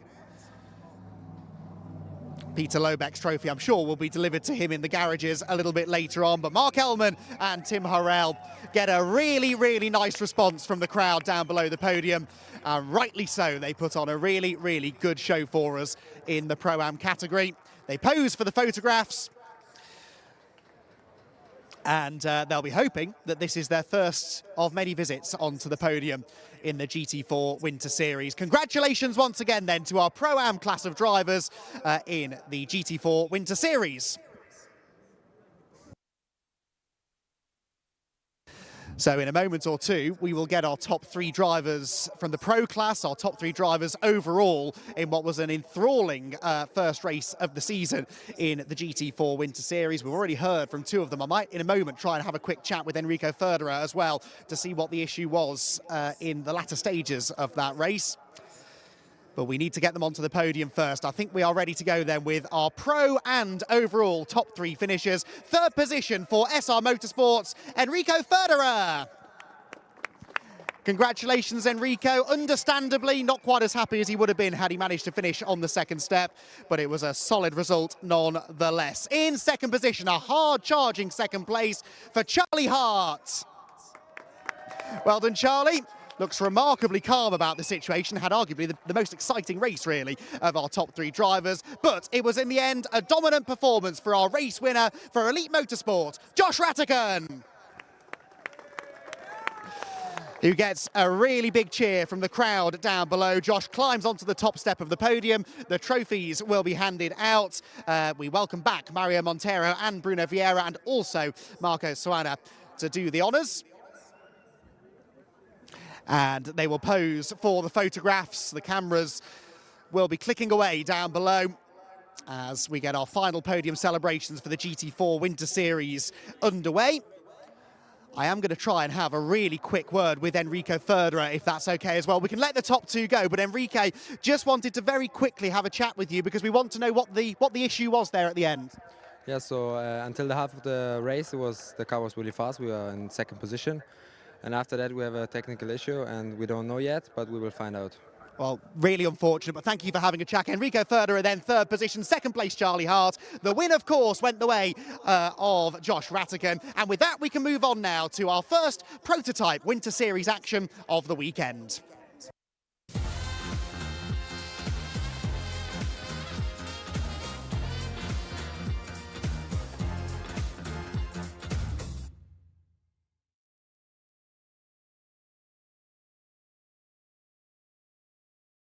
The first prototype Winter Series race of the weekend. We have got a very, well, we've got enough time to have a little bit of a chat. 3 minutes just gone up, so I'm going to dive in and have a chat quickly. Of course, they've got 2 races coming up this weekend, 50 minutes plus 1 lap on each race, so equal distance for the races. We have got our reigning champion back on the grid, Danny Sufi, in the #1 car, of course. That's pretty cool, isn't it? Getting to have the #1 car.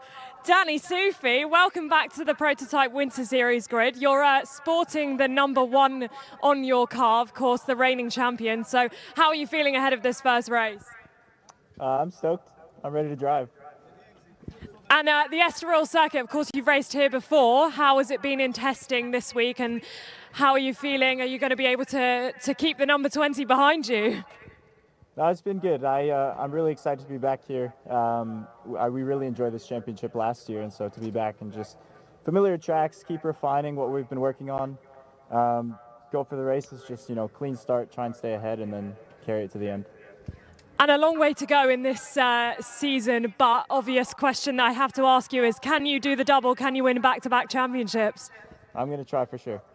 All right, well, we'll wish you the best of luck, and we'll move on up the grid, give you a quick look. Of course, on P2, we've got the number 20 of Philip Lindberg, the high-class racing team, joining us on the grid this year. I'll see if I can just dive in quickly with Philip. Philip, welcome to the Prototype Winter Series grid. How are you feeling ahead of the first race? Of course, beautiful clear skies and beautiful clear track ahead of you. Yeah, I'm looking forward for a great race, and just to keep improving myself, and great to be here in the Winter Series and my debut here in LMP3. So looking forward. And you've done TCR, I believe, but how's an LMP3 to drive? Way different, way different. All right. Real race car. Wish you best of luck. All right, we're going to keep walking as the cars get fired up, and actually we're going to head off the grid quickly before we get thrown off.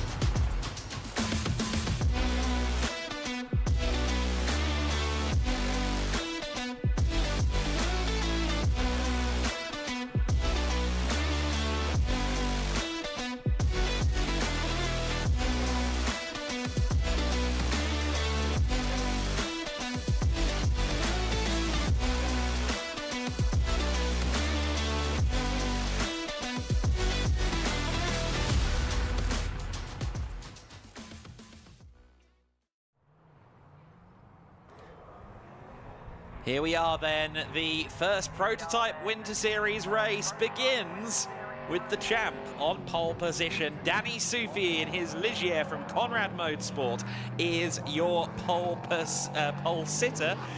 Philip Lindberg is alongside him, and look at the gap, just a few hundredths between them in qualifying. Philip Lindberg, I liked his comment, real race car.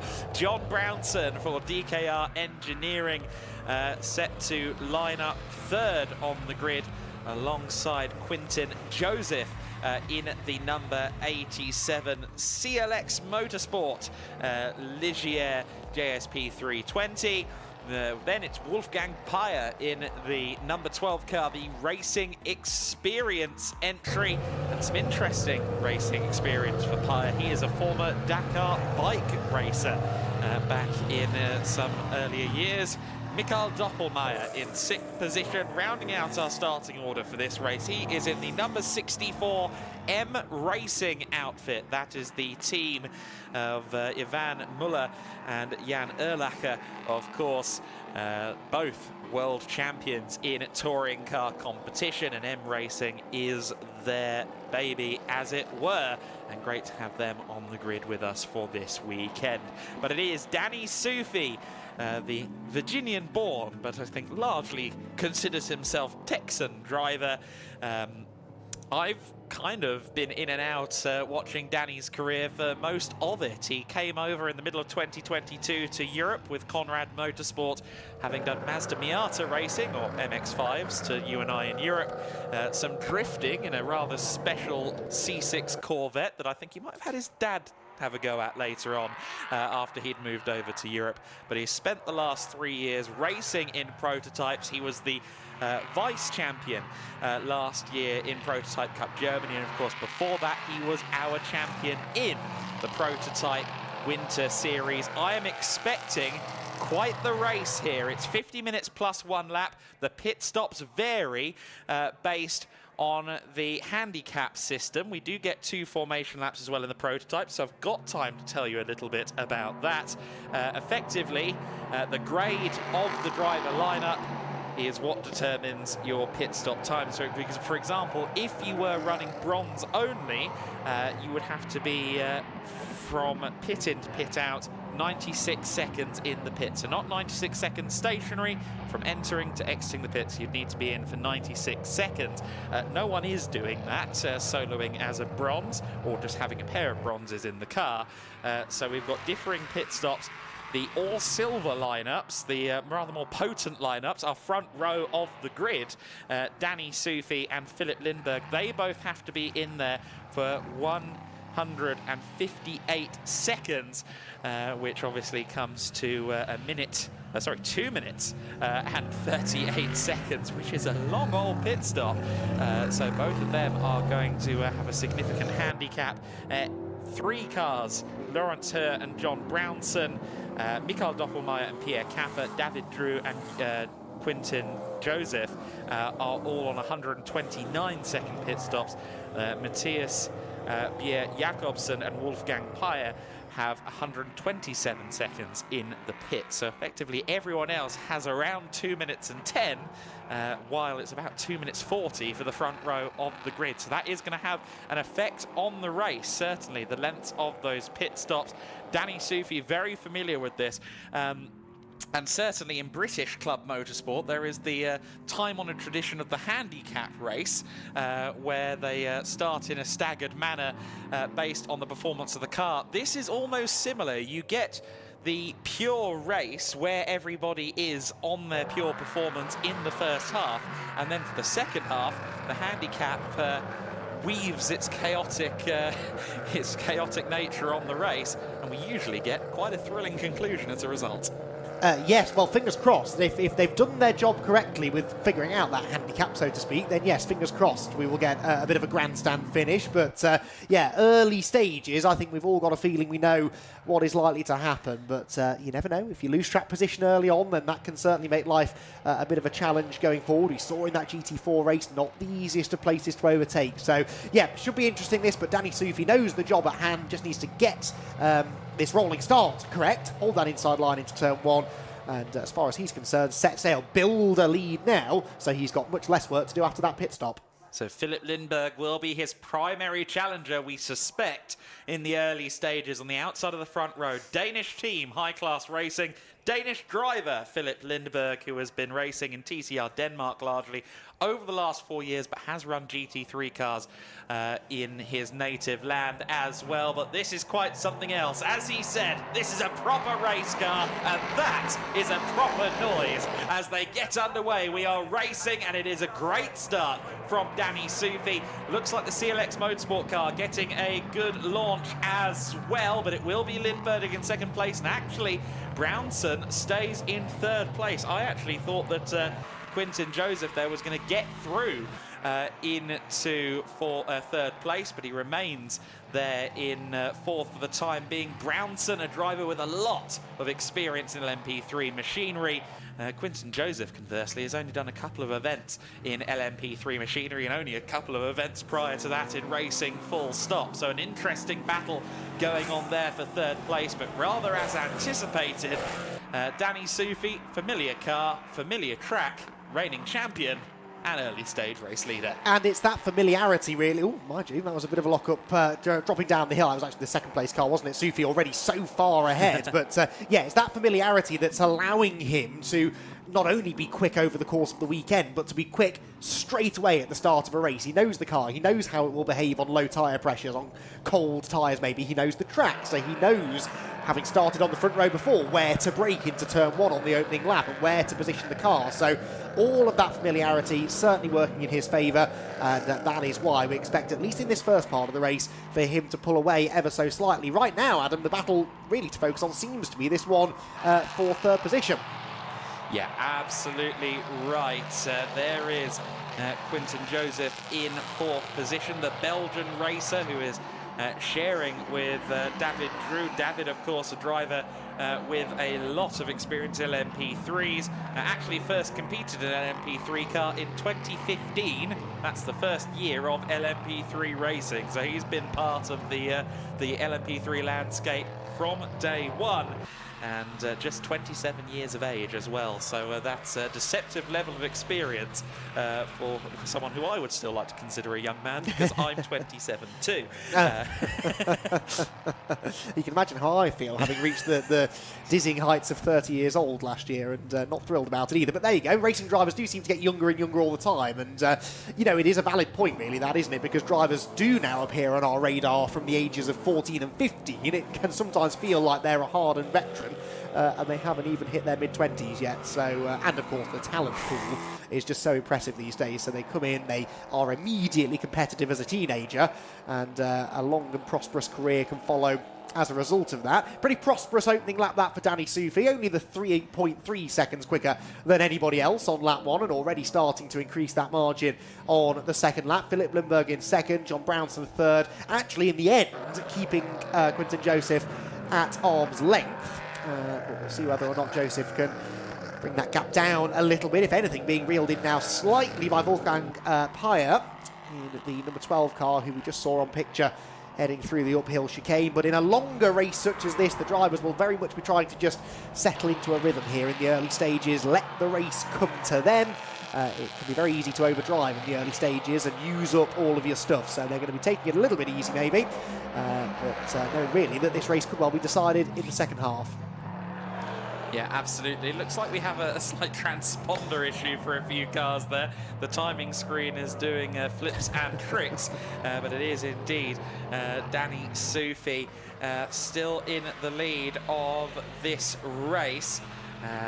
We also got to see, as you were alluding to there, Wolfgang Peyer in the number 12 car. He's got quite the racing background. I need to ask him about it. I'm fairly certain he raced inter-series sports cars about 20 years ago, and some Formula 3 before that as well. What I know for sure is that he, just a matter of 3 or 4 years ago, was racing bikes in the Dakar Rally, and that's about the most arduous thing you can do as a leisure pursuit. Indeed, he was, I think, there for a few years in addition to other rally raid competitions, and it's not often that you can jump in at LMP3 and think to yourself, yeah, this is a bit easier than what I was doing before, but I think he's found a way. Yeah, that is, I think, probably one of the biggest challenges in motorsport, isn't it? The Dakar in general, but particularly in the two-wheel category. Perhaps no more unforgiving a category of motorsport exists. That's a real achievement. And yeah, this will be a bit of a walk in the park, I would imagine, compared to the things that he's done earlier on in his career.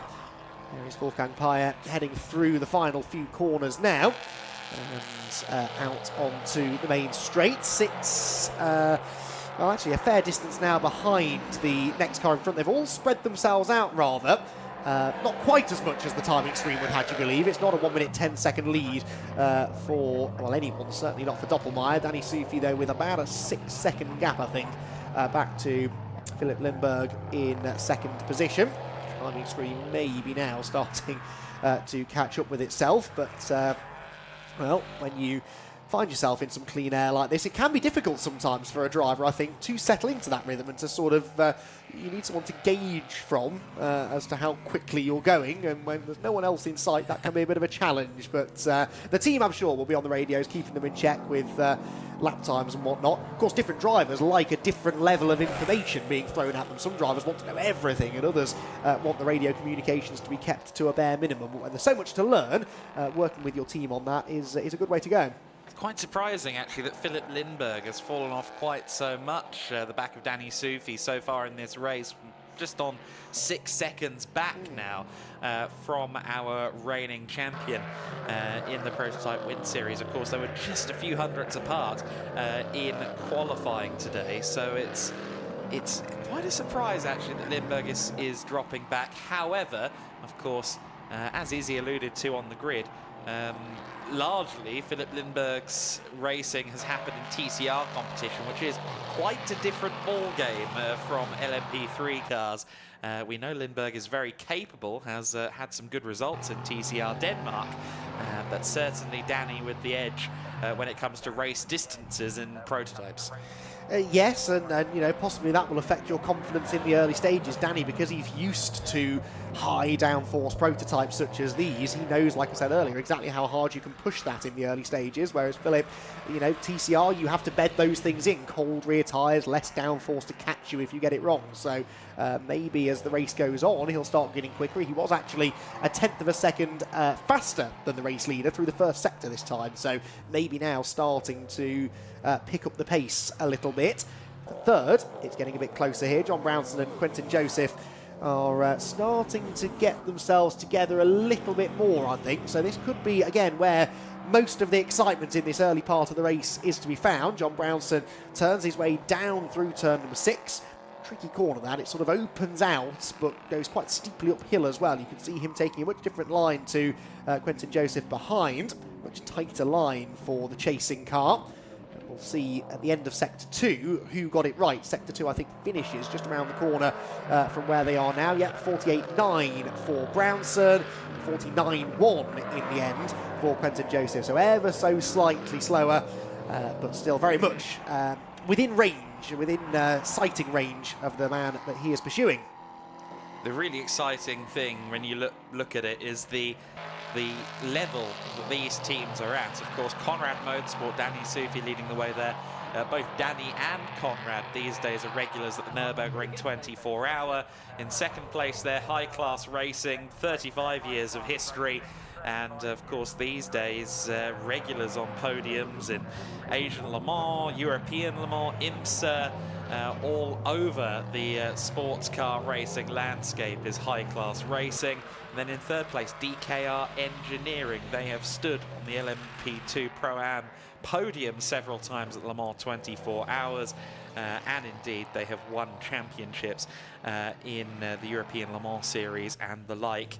John Brownson's car is certainly going to get very fast indeed once Laurent Herr takes the wheel.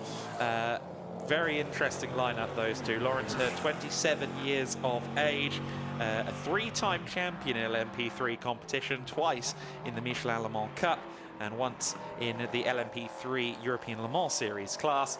And of course, John Brownson, 71 years of age. He has been on an upward trajectory through racing quite late in life. Did some SCCA regional single-seater competition, some Star Mazdas, if you remember those, going back a little over 15 years now. And more recently has been running LMP3s for the last 5 or 6 years. That's a lineup that scored podiums in last year's prototype Winter Series, and we have no reason to expect anything less. If anything, I think it's going to be eyes on that P1 at some point in 2025. That will be the plan. How achievable that will be, I don't know, but certainly they will be hoping for that kind of a result. Much better lap times coming in now for Philip Lindberg as well. It does seem that he's sort of been easing his way into this race. He was still slower, don't get me wrong, than Danny Soufi on the previous lap, but only by about half a second or so, and actually set the outright fastest first sector, so quicker than Danny Soufi has been through the first part of the lap. Admittedly, that is the shortest of the sectors, but he'll take his victories where he can get them here, I think, Philip Lindberg. In fact, he is consistently a tenth or so faster than Danny Soufi in the first half of the lap. There is Philip. He makes his way through the middle sector. Wonder whether maybe that's a setup thing then. Perhaps Philip's gone for a slightly lower downforce setting on the high-class racing car, and lower downforce setting, I should say, quicker in a straight line, but then maybe losing time through the later part of the lap. Again, that would explain maybe why Danny had a bit more confidence on cold tyres. And I think that's almost a trick of the mind, a driver's instinct. If you go from something with relatively low downforce dependency to something that's massively high performance, you almost instinctively don't want that downforce because it might make the car go through these corners quicker than your brain is quite ready to process. Philip Lindberg, though, very aware of just the potential of race cars. He's a pro driver for sure, and we are seeing him get quicker as well into those 1:35 and putting in a good shift. Of course, both of these drivers are going to lose somewhere in the region of 30 seconds during the pit window. The gap between Soufi and John Brownson a lap ago was 29 seconds. It's now up to 34.7. So actually, as it stands, Soufi now has that pit window disadvantage over the cars that are going to have a shorter pit stop. So that is critical for Soufi, and there are still just under 8 minutes until the pit window opens. Yes, because Soufi and Lindberg have the same pit stop time, don't they? 158 seconds, so there's no advantage or disadvantage to be gained there. Philip pushing on, though, keeps snatching that break, I've noticed, into turn 6. I saw that on the very first lap of the race, or maybe lap 2, snatched the break down there, and I do fear that he may have flat-spotted that left front tyre. Because he keeps on doing it, so that looks like, and again there, look, going into the chicane. Now this is early in the race, I'd say, Adam, to be having to deal with a flat-spotted tyre. That is only going to get worse. They're having a pit stop, but I don't anticipate they would have been planning a tyre change, so that is something he will have to manage for quite a long time, and it ain't going to get any better. Yeah, no, exactly right.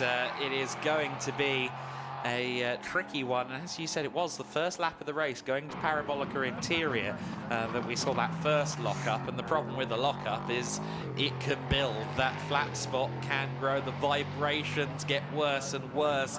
It's one of those mistakes that leads to further mistakes, whether you actually want or whether you're actually doing anything wrong or not. He could only make a braking error really once, but once you've got that flat spot there, it can be very hard to avoid further locking up.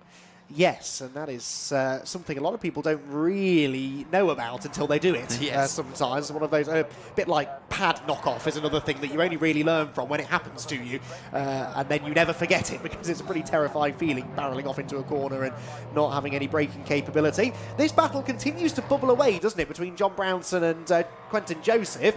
On the previous lap, Quentin in 4th position, well, 3/10 slower actually, so the gap must have come down a fair bit a few laps ago. They were 3 seconds apart, they're now 2.8 seconds apart, but I think they've been closer than this. So again, gaps ebbing and flowing. They both actually did their personal best laps on the previous circuit. John Brownson and Quentin Joseph now around 40 seconds adrift of the race leaders, but our closest pair of drivers on track. And they still, of course, owe us a pit stop, as everyone does, and both of those pit stops will be 2 minutes and 9 seconds in length. So assuming they come in at a relatively similar time during the pit window, it's going to be very interesting to see how Lawrence Herr and David Drew come up against each other. Of course, sometimes you see the bronze driver in a lineup. As soon as the window opens, I'm in, get him in there, let's see what happens. I'm going to sit back on the sofa. But maybe they've decided to go halfway. It's hard to know, but we will find out. Very similar tales of the tape between those two, between Lawrence Herr and David Drew, both 27 years old, both with championships under their belts and several years in LMP3 machinery, as we see Michael Doppelmayr there, I think, getting put a lap down by Danny Soufi. Doppelmayr, who is sharing with Pierre Caffer, of course, a winner in the GT2 car class at the Le Mans 24 Hours now, going back over 15 years. Those two have shared cars a lot in recent years and have had several successes along the way. But for Doppelmayr, this is a new experience. He's only really done the lion's share of his driving in GT3 or GT2 machinery. Moving into LMP3 is a big step. These cars do have traction control like a GT3 car, but it's a fairly primitive traction control versus a GT3 car, and in fact a lot of the teams will not use the traction control even if it is available to them. I think in the Ligiers typically teams do, in the Duquesnes and the Ginettas usually not, because the car is better out of the corners without it. And they don't have ABS, which again compounds issues for Philip Lindbergh, who appears to be flat spotting his front left. So for someone like Michael Doppelmayr, who has done so much in GT racing and is of course the AM driver of the lineup, this first ever endeavour into LMP3 is a steep learning curve. Yeah, certainly is. They're tricky cars to drive by all accounts, aren't they? Because as you said, they don't have a huge amount in the way of electronic aids to help the drivers, but they're so powerful. They have downforce, but they're quite heavy. So there are lots of things that should make them pretty nice to drive, pretty easy, but they are almost always balanced out by something that makes it a bit trickier than you might expect. So they are challenging cars, but certainly the likes of Danny Soufi, he's cracked the code, hasn't he? He's figured out the way in which to get one of these round a track quickly. Philip Lindbergh there, I don't think could quite figure out which way Doppelmayr was going there, so just a bit of a hesitation on accelerating out of turn number 6, but he does, in the end, safely negotiated the now lapped car. Makes his way up the hill with 32.5 minutes or so still to go, and still the closest battle remaining, that one for third place, where actually now, Adam, they are less than 2 seconds apart. That is now, I think, about as close as Brownson and Quentin Joseph have been so far in this race. Yeah, absolutely right. Quentin Joseph is closing in on Brownson. Brownson, I suspect from memory last year, he was typically pretty resolute on handing the car over early doors in the pit window. There are just 2 minutes now before the window opens, with 30 minutes of the race plus 1 lap remaining, and we will see how that shakes out. I'm personally quietly rooting for DKR and CLX to be on the same page as to their pit windows, because I think Lawrence and David Drew will certainly put on a show in the second half if things stay as they are. And in fact, a time delta worth keeping our eyes on is that between High Class Racing and DKR, second and third places, is currently about 37 seconds. So again, that has eclipsed by some 8-9 seconds the pit window time. But again, things can go wrong in these pit stops as well. We do often see the LMP3 cars struggle to fire back up again after a couple of minutes at idle. That's a fairly consistent trait. So who knows? We could end up with a 3-way battle for second between 3 pro drivers, 2 of whom are vastly experienced in LMP3s, 1 of whom is not, but does come from touring car racing, which means he will be equipped to defend a position. I see where you're going with that. Yes, that could be a rather tasty battle, couldn't it? If the cards fall correctly for us, the neutrals, then that could be a really interesting race or conclusion to the race in about 20 minutes' time or so. Uphill there goes Quentin Joseph, now sort of dropping back. It's been a real yo-yo effect, this, hasn't it, between Brownson and Quentin, an elasticated gap that shrinks down to less than 2 seconds, then went back out by a second last time around, as maybe there's a bit of inconsistency creeping into their driving, the odd mistake maybe to be had. And Quentin Joseph makes his way through the chicane. We got a glimpse of Danny Sufi through the chicane a few laps ago. It honestly looked like he had twice the amount of downforce of everybody else. The cornering speed, the change of direction, that is a driver who is perfectly attuned to these kind of cars. You know, if you're going that little bit quicker into the corner, you carry that little bit more speed at the apex, that can make a big, big difference to your lap times. John Brownson in at the very first opportunity. The pit window is but 10 seconds old, and the DKR Engineering Duquesne runs down to its box. Danny Sufi made some changes to the car between yesterday and this morning, and he said, we'll have to see if these work. Yeah, it does appear that they're working at the moment. Danny actually is doing a bit more than usual this weekend. Daniel from Conrad Motorsport is not here this weekend. I believe his job is usually data engineering, and Danny Sufi was hunched over the laptop this morning doing his own data engineering, and he said, yeah, no, Danny's not here this weekend, so I'm doing this as well. I was like, wow, okay. He really is kind of on an apprenticeship with Conrad Motorsport. He's involved in the day-to-day operations of the team as well as the driving. Wolfgang Peyer hands over to a very exciting young talent then down at Racing Experience. It is Matthias Bier Jakobsen, the 18-year-old, getting strapped in, the Danish talent of the year 2024, the reigning Nordic 4 champion as well. He won this seat for free based on the Racing Experience shootout process. For very minimal output, he has got himself a seat in an LMP3 car for the season. Is due to do some radical racing in Scandinavia. Room for additional programs, but nothing confirmed yet. But based on what we've seen from him in his young career so far, I think that car might be about to fly. Yes, I think you may well be right. Interesting there to see the team, the Racing Experience team, letting air out of the rear tyres. That might look like a strange thing to do to a racing car, but that's just because the tyre temperatures and pressures, they just get so high and you lose grip as a result. As I said earlier, it's not necessarily tyre wear that is the issue so much as tyre temperature and pressure. That's what the tyres are super sensitive to, and so they just let a little bit of pressure out of the tyres, give the drivers a bit of grip. The tyres are moving to the right, I think it was. A lovely noise it makes eventually when it leaves its pit box, but that I fear was a couple of seconds lost to it, as something you actually predicted may happen earlier on.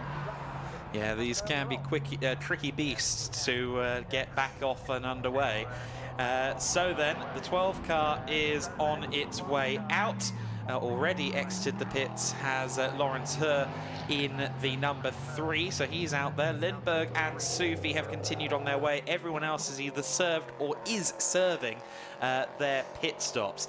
So it's only Sufi and Lindberg we have left to see in the pits. Doppelmayr has come in to hand over to Pierre Caffer, and the Lawrence Herr and John Brownson car has had their shift. We see that car on screen at the moment now with Lawrence Herr at the wheel. And of course, a point of interest here, we should keep following this number 3 car for the next few corners, because the next question is, well, where does David Drew come out in comparison? Because he came into the pits a lap later, so you would theorize that potentially the gap will have gone slightly in Lawrence Herr's favor.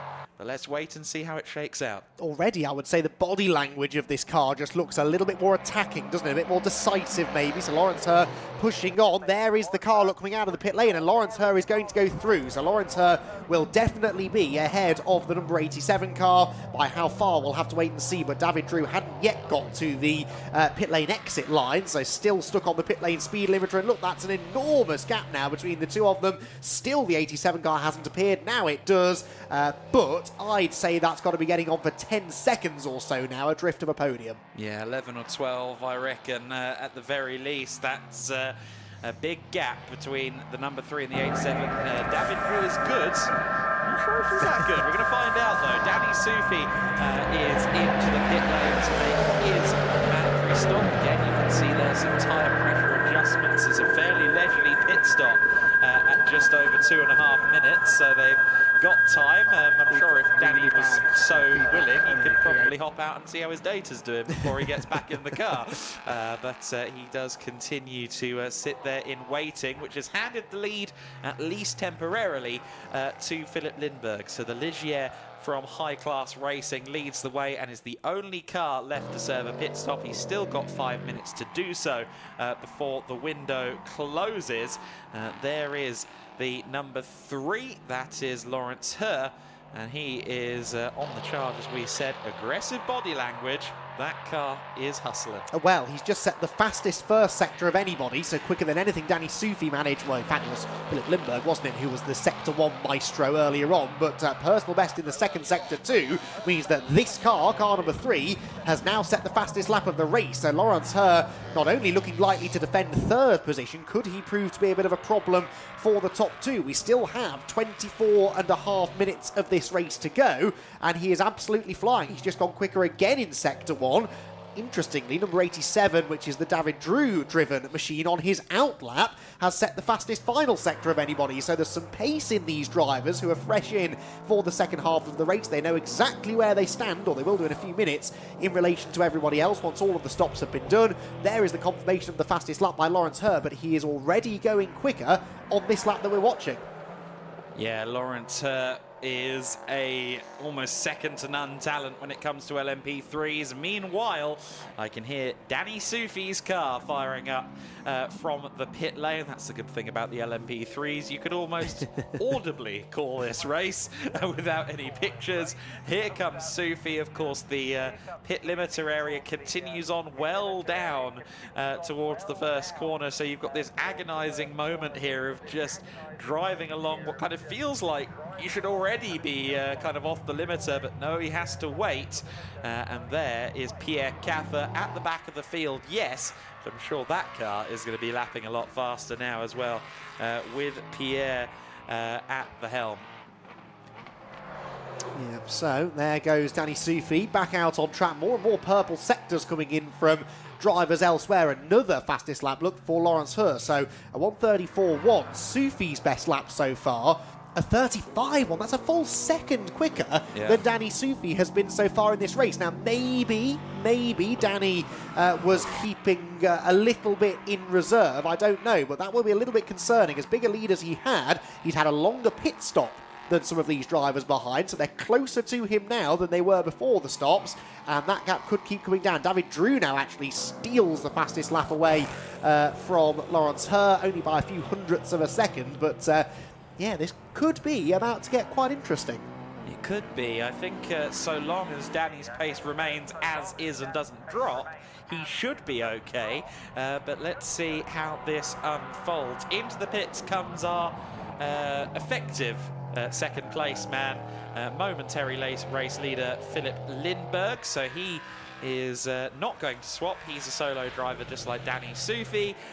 So we'll see where he comes out. I think not so much in relation to Soufi. I think it's going to be the delta between himself and Lawrence Herr that really is the tale there as to how this podium is going to stack up. Here is David Drew. So David Drew heading through the S's and towards the parabolic Ayrton Senna once again with 21 minutes and 35 seconds left on the clock. Philip Lindbergh is going to be stationary for quite some time yet. and we'll have to see what that delta looks like. Well, I mean, his stop is 29 seconds longer than the stop was for the number 3 car, and the number 3 car is going quicker than he has been. So I really do fear that Philip Lindbergh may not be in second place when he comes out of the pits. A 33.7 now for David Drew. A 33.7. Danny Sufi has done a 35.1. I think that was a full flying lap, wasn't it, for Sufi last time? Sorry, that was his best. Yes, it was a full flying lap, but that was quite a bit slower then than the chasing pack. It's all going to shake out in the next few laps, but yeah, Danny Sufi, well, 20.4 seconds, let's call it. He was ahead of Lawrence Herr, but on the previous lap went, well, quite a bit slower. That was his out lap, though, so we'll see how this one goes. Half a second dropped in Sector 1, though, Adam, so still, despite a personal best in Sector 1 for Sufi, he can't match the number 3 car. No, that's going to be compelling. I think that the high-class racing car will come out in second because it was about 40 seconds, in fact, a little bit more than 40 seconds clear prior to the window. I think it's going to be quite a narrow thing, though. We really need to see the car ahead of this. The number 3 of Lawrence Herr, who will be coming through the final corner and down the main straight now. Reason being that we could be about to see, if not a change of position, certainly an important part of the race. And here is Philip Lindbergh. He is heading down the pit lane. He will just about, I think, be in second place. I think it's going to be less than 5 seconds between them, though. And he, of course, has got tyres that will be coming just back up to temperature. It's going to be very close. Look, he accelerates away. That's not 5 seconds. It's maybe 5 car lengths by the time they get up to speed. I thought it was going to be close. And, of course, he has got to get back up to speed here. Defends into turn number 3, but there's no defence against Lawrence Herr, who is fully in the groove now and sweeps around the outside. So it didn't quite change in the pit lane, but it did change very soon after Philip Lindbergh got back out onto the circuit. So that is a change for position. And Lindbergh, of course, having already done a stint, in theory, should be able to get up to speed straight away. But Lawrence Herr is quite comfortably at the moment. Well, he and David Drew, the 2 fastest drivers on the track on that particular lap. Lindbergh did a 34.2. About 4 tenths quicker than Danny Sufi. So yeah, he'll need more than that to win the race, but second place all of a sudden is a very much a reality. Yeah, that is very impressive work there from Lawrence Herr. He's been doing qualifying lap after qualifying lap, and now we see the impact of his efforts into second position. Then the next question, of course, will be, will Philip Lindbergh stay ahead of David Drew, who is setting fastest lap after fastest lap? I think David is going to be somewhere in the region of 5 seconds behind for the time being. We'll wait and see on the timing screen for confirmation of that. I think Philip Lindbergh rather putting his hands up and accepting that he wasn't going to be able to hold off Lawrence Herr just after coming out of the pit lane. But now Lindbergh is going to have to focus on retaining a podium. He's about 6.4 seconds clear of David Drew, who is now into the 133.1s, a 133.180 for David Drew. So the official gap is 6.4 seconds between Lindbergh third and Drew in fourth position. I'll be honest with you, Adam, 25 minutes ago I wasn't expected to be this excited with the second half of the race beckoning, but what a fantastic idea this pit stop handicap system, should we call it, has been, because it has transformed the race and given us something to really get excited about heading into the final quarter of an hour or so. Lawrence Herr is now within 20 seconds of the race leader, although on the previous lap only a half a tenth or so quicker than said race leader Danny Sufi, who I think is now settling into things. He's realised he's still got a big gap. The team, I'm sure, are updating him all the time about what that gap is, and really the battling now is going on behind him. Can David Drew catch Philip Lindbergh? And if he can and get through, how much further ahead will Lawrence Herr be? Yeah, Sufi lapping in the 34s now. He was a bit off this time by a 34.8, his previous lap. Personal best a 34.3, so he's got a little bit more in the pocket should he need to use it, and maybe he's just showing us that before getting back into a steady pace. The gap between himself and Lawrence Herr under 20 seconds, 19 seconds between them, with 16.5 minutes plus 1 lap left to go. He should be fairly safe there, but there is still a long way to go, and Estoril is a circuit that can weave quite a chaotic imprint on a race. Danny Soufi knows that all too well, of course. Remember last year in the wet conditions, ended up aquaplaning and having an impact with Sandro Holtzum. Unfortunately, in the very first race of the season. This time around, it's certainly better weather and no plain sailing because he isn't having to sail on Saturday. Sunday might be a different story, though, according to the radars. We'll keep our eyes posted on that. Interesting to see that Philip Lindberg, while he is being caught up here by David Drew, also, I think, getting his personal best laps in. So coming back out onto the circuit and being around very, very experienced LMP3 drivers, he seems to be just gaining a little bit as a result. Yes, I think you are correct. Oh, that's a good place for that van to apart. Through the kink and into the uphill chicane comes David Drew.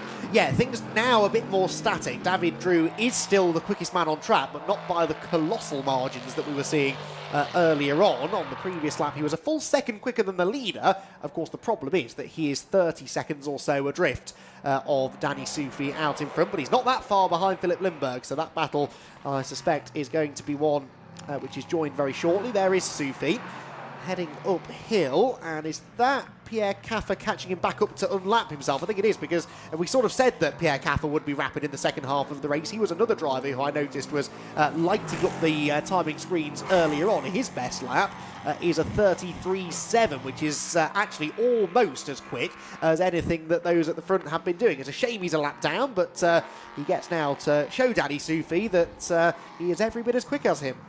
Yeah, Danny has had some very interesting combatants over his racing career in LMP3s. Last year, of course, he was going up against Daniel Kalvitz, a former GT Masters champion here at the Circuito Estoril. Had some great fighting as well in the second phase of the race from memory. Rinaldi Racing versus Conrad Motorsport. And of course, in the summer in Prototype Cup Germany, he looked at the entry list for the Nürburgring and saw some chap called Ralf Schumacher on the entry list. And that was yet another curveball. LMP3 racing is very interesting because there are talented youngsters who hop in at an early age, such as Matthias Jakobsen, who we have here today. You do get gentleman drivers who maybe just want a taste of that Le Mans experience, whether they want to progress further forward or not. But then you've got these career professionals, these seasoned professional drivers like a Pierre Caffer, who maybe I think he would admit is in the latter half of his career, certainly, given it started when Formula Opel Lotus was still a thing. But here he is, paired up with Mikael Doppelmayr and having a great time. Meanwhile, off camera, we have had a position switch. We have. Third place has now gone the way of David Drew. We saw him closing in on Philip Lindberg. Philip then didn't have a particularly quick lap, a 37.6, about 2.3 seconds or so slower than David Drew, who has gone through. Now, of course, some of that time will have been lost with the overtake, but more time being lost there heading up through turn number 3, because Philip Lindberg's car bounced wide over one of the bumps, I think, and very nearly found itself beyond track limits. So Philip Lindberg struggling a bit now in this second half of the race.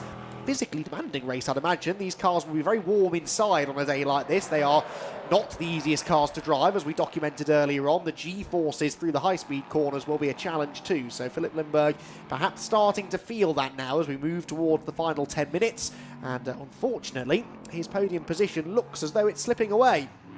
Still was very amused by his analysis of the car on the pre-grid with Izzy Browning, just like, yeah, proper race car, proper race car, not a touring car. Seemed to be very happy to be at the wheel of an LMP3, and of course you have to imagine running a LMP3 car with a team like High Class Racing, who compete in the very highest echelons of sports car competition. This is a sign of things to come for Lindberg's career. He will be very eager to impress and prove his mettle as the season goes on. Of course, we have the Ligier and the Duqueine chassis on the circuit at the moment, and it is Ligier from Duqueine at the front. These two cars are kind of the primary options that people have taken with these second generation LMP3 cars. The same was largely true in the first generation as well. Once all of the chassis were introduced, it was kind of a gradual introduction. But it does appear that we are going to get a bit more diversity of chassis in the 2025 season onwards. The third generation cars we saw earlier this week here at Estoril, the third generation Ades, the V6 powered Gen 3 LMP3 car, doing some testing with Nielsen Racing that they publicly acknowledged on their social medias, and that's a good sign. A team as prominent as Nielsen running the Ades, which has been possibly the least favoured chassis. And then you also have Ginetta, of course, who are making big strides to improve that third generation car and are confirmed to be heading into the European Le Mans series for the first time in quite a few years in 2025. So really interesting to see the third generation cars seemingly getting a bit more, all of the marks on the top grids, which is something I think a lot of people have been longing for. But equally, there's this old soul part of me that just doesn't want to let go of these incredible sounding V8s. And it is the noise, really, isn't it, that makes them so special. A smaller engine might actually make them nicer to drive in some ways. It will make them lighter, certainly, which we said earlier on is one of the challenges of these cars. But and I know this is easy for me to say from the comfort of a commentary box, I don't really think racing cars should be too easy to drive. We like to see the drivers challenged, and we like to have a nice soundtrack to go along with that. And certainly that's something that the previous iterations of LMP3 cars have very much given us. And yeah, even with only 6 of them on the grid here, the noise as they left at the start of the race was pretty awesome. So yeah, that will be missed, but motorsport moves on, I suppose. Smaller capacity engines are generally the way that things are going, and I'm sure with the technology available these days, the cars will be every bit as quick and every bit as spectacular to drive, and continue hopefully to attract, as you said earlier on, this wide range of drivers to the category. That is a bit of a rarity these days in motorsport. And here's a bit of a phantom battle, because Pierre Caffer says, yes, I do want to unlap myself, Danny. Danny Soufi, last time by, the lap previous to this, set his best of the race, a 34.0, well, just over a lap and a half ago now. So he was getting hustled on by Pierre Caffer, but Pierre running at the back of the field, having a good time, but spins! Oh no, just after we were saying that he's unlapped himself, he's really hustling the car. The rear end lets go, and again, a great example of just how challenging these LMP3 cars are. Even someone like Pierre, the adrenaline starts to flow. He's gotten through, he's gotten past the leader in this kind of phantom battle, but then the rear lets go.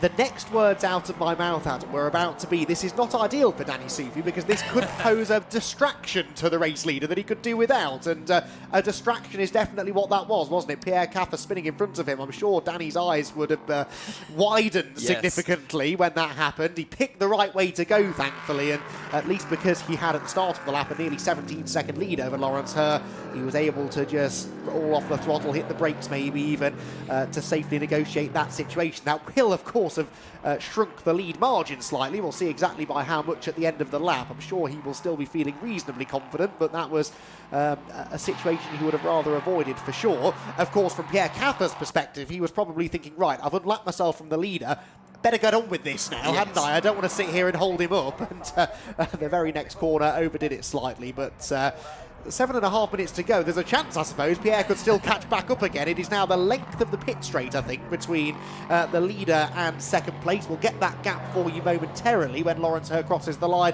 14.5 seconds. Danny Soufi won't be too panicked about that, having survived what was a hairy moment. Hairy moment indeed there for the race leader. Pierre Caffer goes by, and as we see, Pierre Caffer then ends up behind him again, just losing the traction there on turn-in. And what did you spot there, Andy? He just went over the white line on the left-hand side of the road. He wasn't fully on the dirt, but there's a bit of dirt, I think, that's been dragged onto the road, and just saw a little kick-up of dust as he turned in, right when he was leaning on that left rear tyre, which I suspect was the reason for the spin. Yeah, fine margins, isn't there, between those fast laps he was putting in and just going over the cliff, as it were. And that's what we've seen on this occasion. Philip Lindberg now running pretty lonely there in 4th position.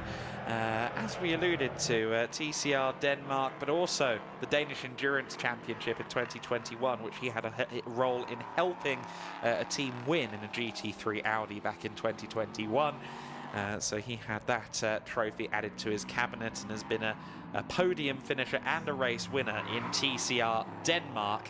I must say, very handsome and very Danish car, the high-class racing number 20. It's wearing the correct colours. That left front is, though, probably looking a bit more like a 50p piece now. Yeah, it's not going to be a comfy ride, is it, I don't think, for Philip Lindberg, who will be probably quite grateful to see the checkered flag in 6 minutes or so. It's been a frustrating race, really. Ran in second for so long earlier on, managing that flat spot and still keeping a relatively strong pace, but just came out of the pits immediately into trouble and just never really got a chance to properly settle into the second half of the race. And yeah, very much managing this situation now with the left front tyre into the closing stages. But if there is a bit of promise to be taken from this race, it's that he had podium potential. It just hasn't quite fallen his way on this occasion, but he'll be hopeful that that changes tomorrow. Yeah, absolutely. Oh, goodness me, the rear end stepping out on him there, but he actually did quite a good job to keep it pointed in approximately the correct direction. Of course, his big question mark will be, okay, I was just off of Danny in qualifying. Why was that not the case in the race? And he and the team will look at the data and try and learn from it as best possible. And of course, that is a part of it as well. Danny Sufi, make no questions, no doubts about it. He is here to defend his championship. This is taken very seriously by him.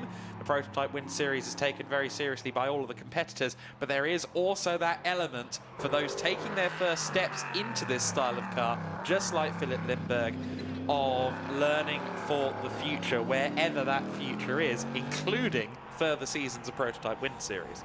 Yeah, exactly that, but there will be a little bit of head scratching, I would imagine, in the high-class racing camp this evening, wondering what changed after qualifying. Of course, the most obvious thing that changed is that they dumped a lot more fuel in the car after qualifying, and I wonder whether that just changed the balance of the car in a way that he and the team weren't anticipating. Maybe you do have to alter the setup on a car such as this quite dramatically between qualifying and the race, and that is because of the extra weight of a full tank of fuel, or nearly full tank of fuel. So perhaps that was the issue, but hopefully they can come up with some answers for tomorrow, and we'll see him at least well and truly in the fight for the podium for the duration of the race. This race has 3.5 minutes plus 1 lap still to go. The lead gap is 12.5 seconds now between Danny Sufi and Lawrence Herr, but Lawrence hasn't come under the assault that I perhaps anticipated he would from David Drew. Those two, their lap times have sort of balanced out now a little bit in the latter stages. David Drew is still a little bit quicker than Lawrence Herr, but not enough to bridge what is at the moment a 6.5 second gap. So, barring any late race dramas, I think the podium position's pretty set, but they are a lot closer at this end of the race than they were about 40 minutes ago. And I must correct myself for Danny's benefit, if anything, because he will tell me off for this. He was actually just over 2 seconds faster than anyone else in quali. They were 32 and 34.8, but my brain was processing that very wrong indeed. So Danny will be saying, no, I knew I had the pace going into this race. 32.813 was his pole time. 34.858 was the time for Philip Lindberg. So actually Lindberg wasn't that close to the ultimate pace. That said, though, he was quicker than the efforts of Lawrence Herr and David Drew in qualifying. So he'll be looking to fight for a podium on Sunday when we do 50 minutes plus 1 lap all over again.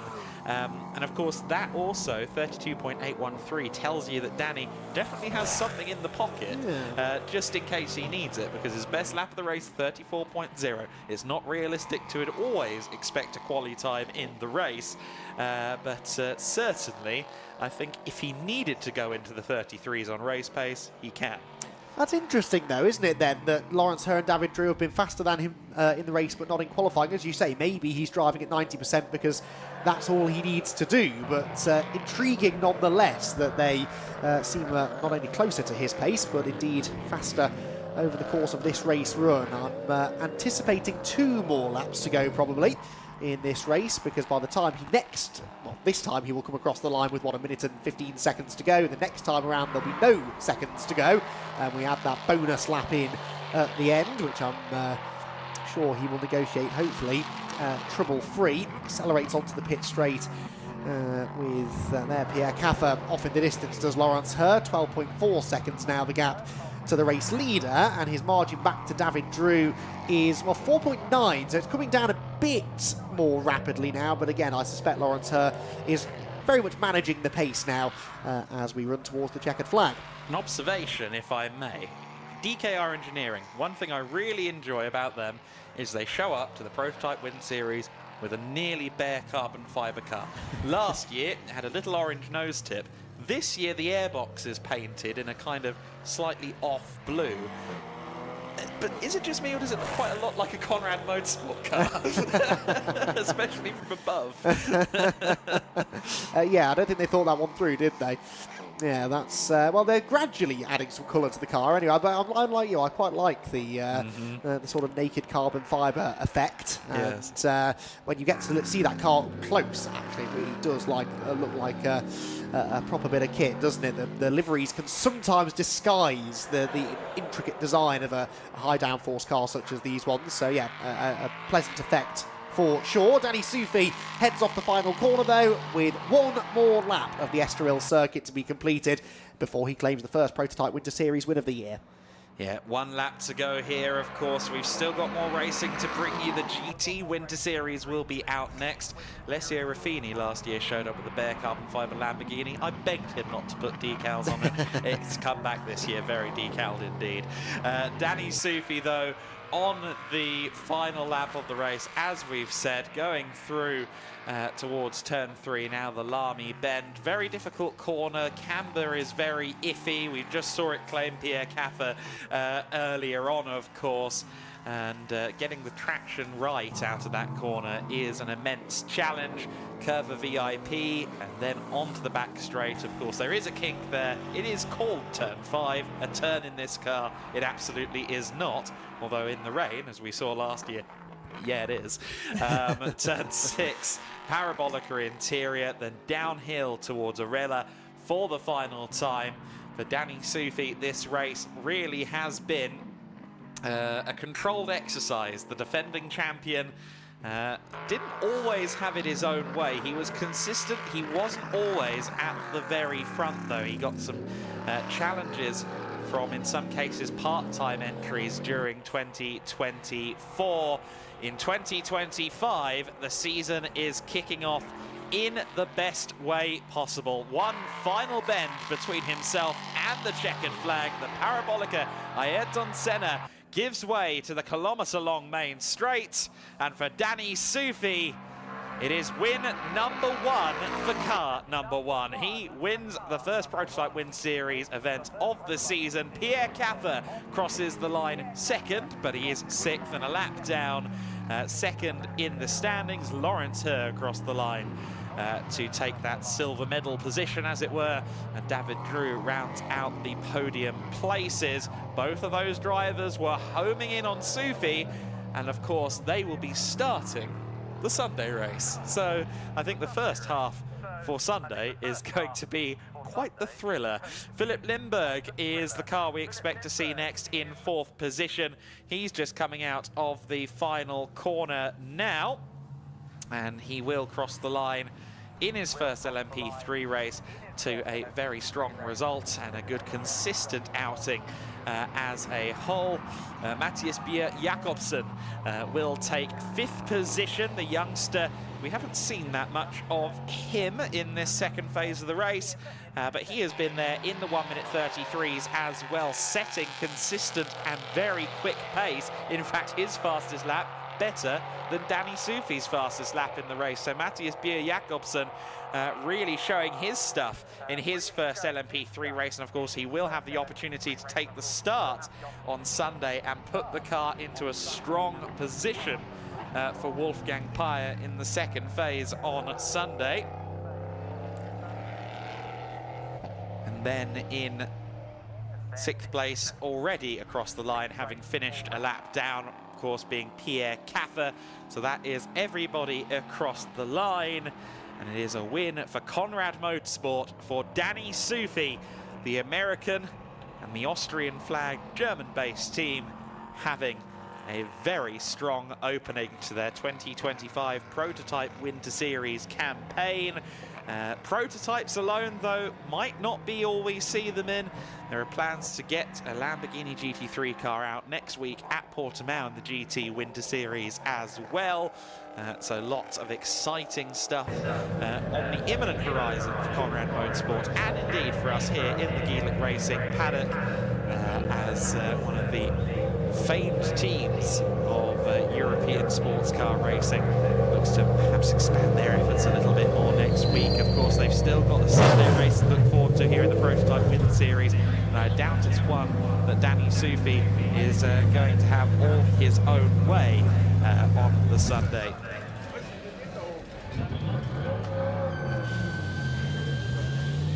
So there we see Sufi trundling in to the pit lane. Our winning driver, fabulous sound of that Ligier on idle as he pulls up and will celebrate a win along with the team. Franz Conrad is here. He was also in their second Ligier yesterday, doing a bit of a sighting run to see how he was feeling in the LMP. He had some injuries last year that really prevented him from doing much racing, as is usually his wont. Franz is the first man to greet Danny Sufi and say, good job. I think these two have a really positive relationship between the two of them. Franz Conrad mentoring Danny Sufi, and Franz is the epitome of a driver that has seen it all and done it twice. So he is really a brilliant driver to learn from. And Danny certainly has been taking lessons in abundance from the experienced Austrian. There is the view from inside the car, the P1 board awaiting. And we look forward to seeing more out of the Prototype Winter Series on Sunday. We will soon get some reaction from down there in the pit lane. Of course, Danny will be rehydrating, wanting to debrief with the engineers, but he's always a good one for a conversation as well, so we should hear from him in the next few moments as the drivers make their way up to the podium. And in fact, right on cue, Izzy is with Danny now. I am indeed with Danny Sufi. Danny, number one on the car, number one on track. That looked like a pretty nice Saturday afternoon drive for you. Yeah, it was fun. I enjoyed it. Nice flag-to-flag finish. Car was great, so huge thank you to the team. They killed it from the get-go. But yeah, it was just all about conserving tire. I had no idea that I was in P1 after the stop. I thought it was P3 or something, because for sure, like, the gap wouldn't have been big enough, but that was nice to see, so yeah. And you were lapping cars early on, but then one went to unlap himself and spun in front of you. So did that give you a bit of a shock, bit of a heart in your mouth moment? I kind of saw it coming, but no, I was shocked with his pace. I mean, to be that rapid was impressive, but no, I saw it coming, and I knew which direction he was going to go, so I just went the other way. And you've got some very fast drivers who are going to be starting at the race tomorrow. So do you anticipate that it's going to be the same easy race for you tomorrow, or a little bit more challenging? No, I was thinking in the car I should be grateful for today, because tomorrow is going to be hard for sure. All right, well, congratulations. Another race tomorrow. So we'll let you go up to the podium and celebrate, but congratulations. Thank you very much. All right, we will send it back up to you, Adam, in commentary. A very happy Danny Sufi. Yeah, Danny Sufi, I had a feeling he'd be satisfied with that, but very interesting to know. He didn't know he was leading right there until close to the end of the race. But leading he was, lights to flag in our first prototype Winter Series race of the season. A champion's drive in the inaugural stages of his title defence for sure. And the young driver who went back home to Austin over the holiday period for Thanksgiving and Christmas, now back here in Europe. And I'm sure his family will have been watching on from Texas as well. And they will be happy to see that he is putting in the same shift that we've come to expect somewhat in the prototype Winter Series from Danny Sufi. By no means was he peerless last year, but he was the champion for a reason, of course, and we've seen it again in 2025. Let's take a look back at the first prototype Winter Series race of the season.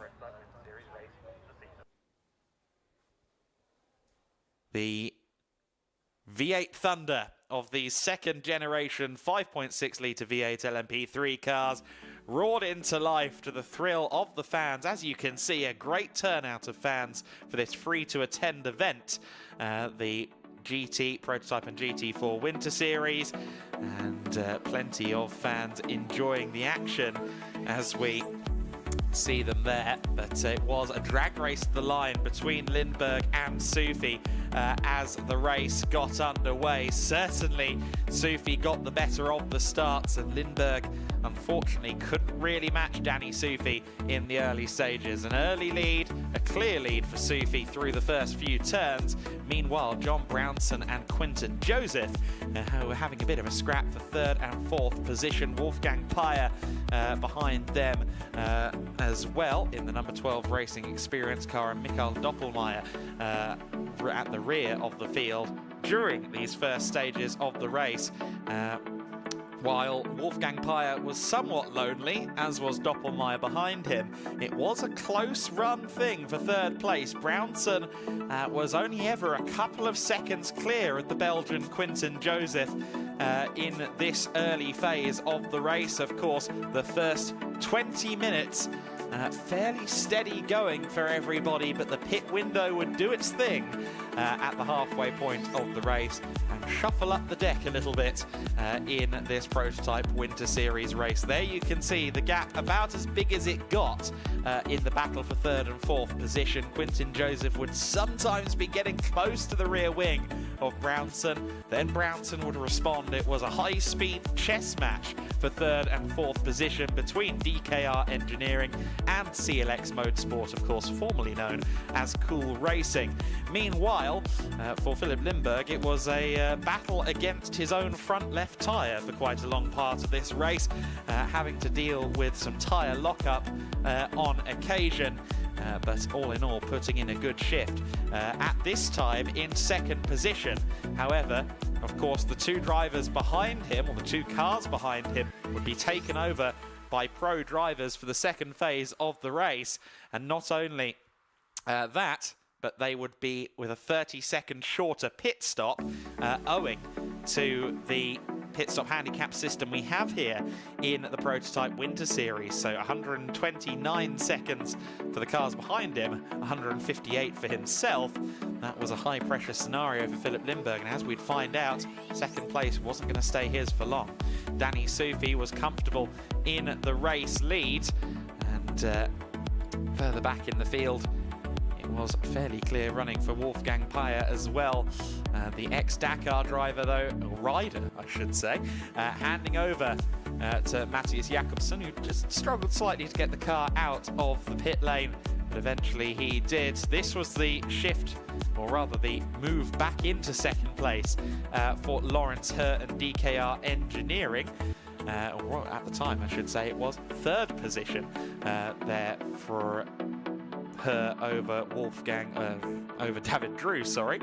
Danny Sufi exited back out into the race lead, while Philip Lindberg was, in reality, our race leader for 1 or 2 laps before he served his pit stop. We thought he'd come back out in second place, at least I thought he would, by a few seconds, but as we found out later on, post pit stop, he wouldn't be in second place for long. He exited the pit lane, and just behind him would be the DKR Engineering number 3 of Lawrence Herr. I think Lindberg realised keeping his powder dry was perhaps the way forward. Didn't fight too hard up against Lawrence Herr, who was released into second place. Shortly thereafter, David Drew would find himself on the rear of the Lindberg-driven high-class racing car and would get through into third place. Lindberg would ultimately finish 4th position, ahead of Wolfgang Pyro, Mattis Jakobsen and Pierre Caffer in the M Racing car. In 6th place, he would remain in 6th, but he was also closing in on Danny Soufi. He was just over a lap down on the race-leading car, and that would become quite a compelling battle, as it were, on the track. A phantom battle between the car in last and the car in first. This was the moment that Pierre Caffer unlapped himself, got through, remaining in 6th position, but at least getting himself onto the lead lap.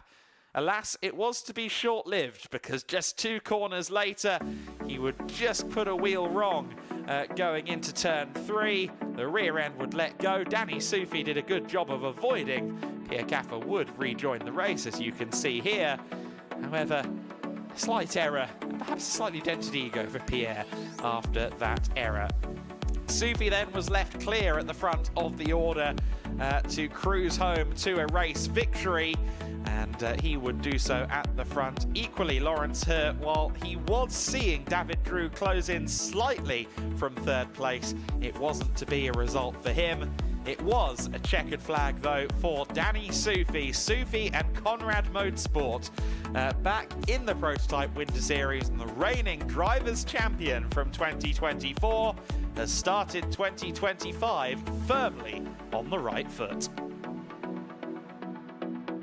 Pulling into the pit lane, and would receive warm embrace from his team boss, Franz Conrad, and his colleagues at Conrad Motorsport. A really good start to the season for Soufi, who eventually won the race by 10.8 seconds. Lawrence Herr showed his pace and closed in massively towards the end. David Drew of CLX Motorsport in 3rd position. Philip Lindberg 30 seconds back from them in 4th overall. Racing experiences, Matthias Bier Jakobsen in 5th and Pierre Caffer rounding out the order in 6th. As you can see, the GT Win Series cars are heading out onto the circuit, but now it's time to celebrate on the podium with the drivers of the Prototype Winter Series.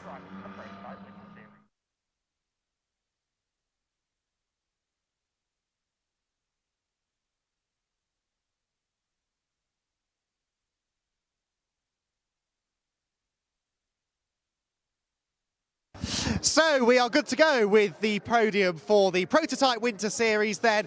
We will start with our 3rd placed drivers for CLX Motorsport. It is Quentin Joseph and David Drew. Sorry, David. How could I forget about David Drew after a fantastic performance in the second half of the race? In 2nd position, we have the pairing of John Brownson and Lawrence Herr. Congratulations, guys, onto the 2nd step of the podium. But ultimately, the race victory went in fairly convincing fashion to Conrad Motorsport and Danny Soufi. Danny gets a great reception from the crowd down below the podium. The trophies ready to be presented. The 2nd and 3rd place trophies by Bruno and Mario from our champagne providers, Quinta-Arcas, and the winning trophy by Jan from GEDLICH Racing. Another big round of applause. The drivers will pose now for the photographs. The photographers make their way out onto the podium then. And after a very exciting first race of the weekend for the Prototype Winter Series, we look forward now to race 2 to come tomorrow afternoon, perhaps in very different conditions, a different running order of drivers than what we had here today. It's going to be an enthralling race. We're just going to wait for the photographs to be done, and down off the podium. Then we'll speak to David quickly before he disappears downstairs. David, it was an exciting second half of the race for you, wasn't it? The pit stop really mixes those races around. Yeah, for sure. You need to be quite sharp on the restart of the with the time loop. So it was quite interesting. I think we did quite a good race. We wanted to be on the podium at the end of the race, so I think we achieved the first goal of the weekend, and now let's go on for the second race of the weekend. Are you a driver who is excited about some rain tomorrow or not? Yeah, I love rain. So, but drive was nice too. So anything is good. Excellent. Thank you, David, for stopping by for a quick chat. Right, we'll let the drivers go, and we will look forward now to our final bit of racing here this afternoon at Estoril. It is the GT Winter Series up next.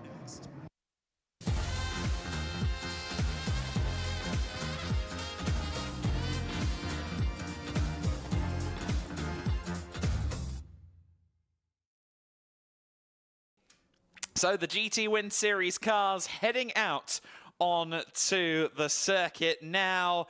These are the big guns, the big burly GT cars that really put a rumble through your chest. Some of the fastest supercars in the racing world today.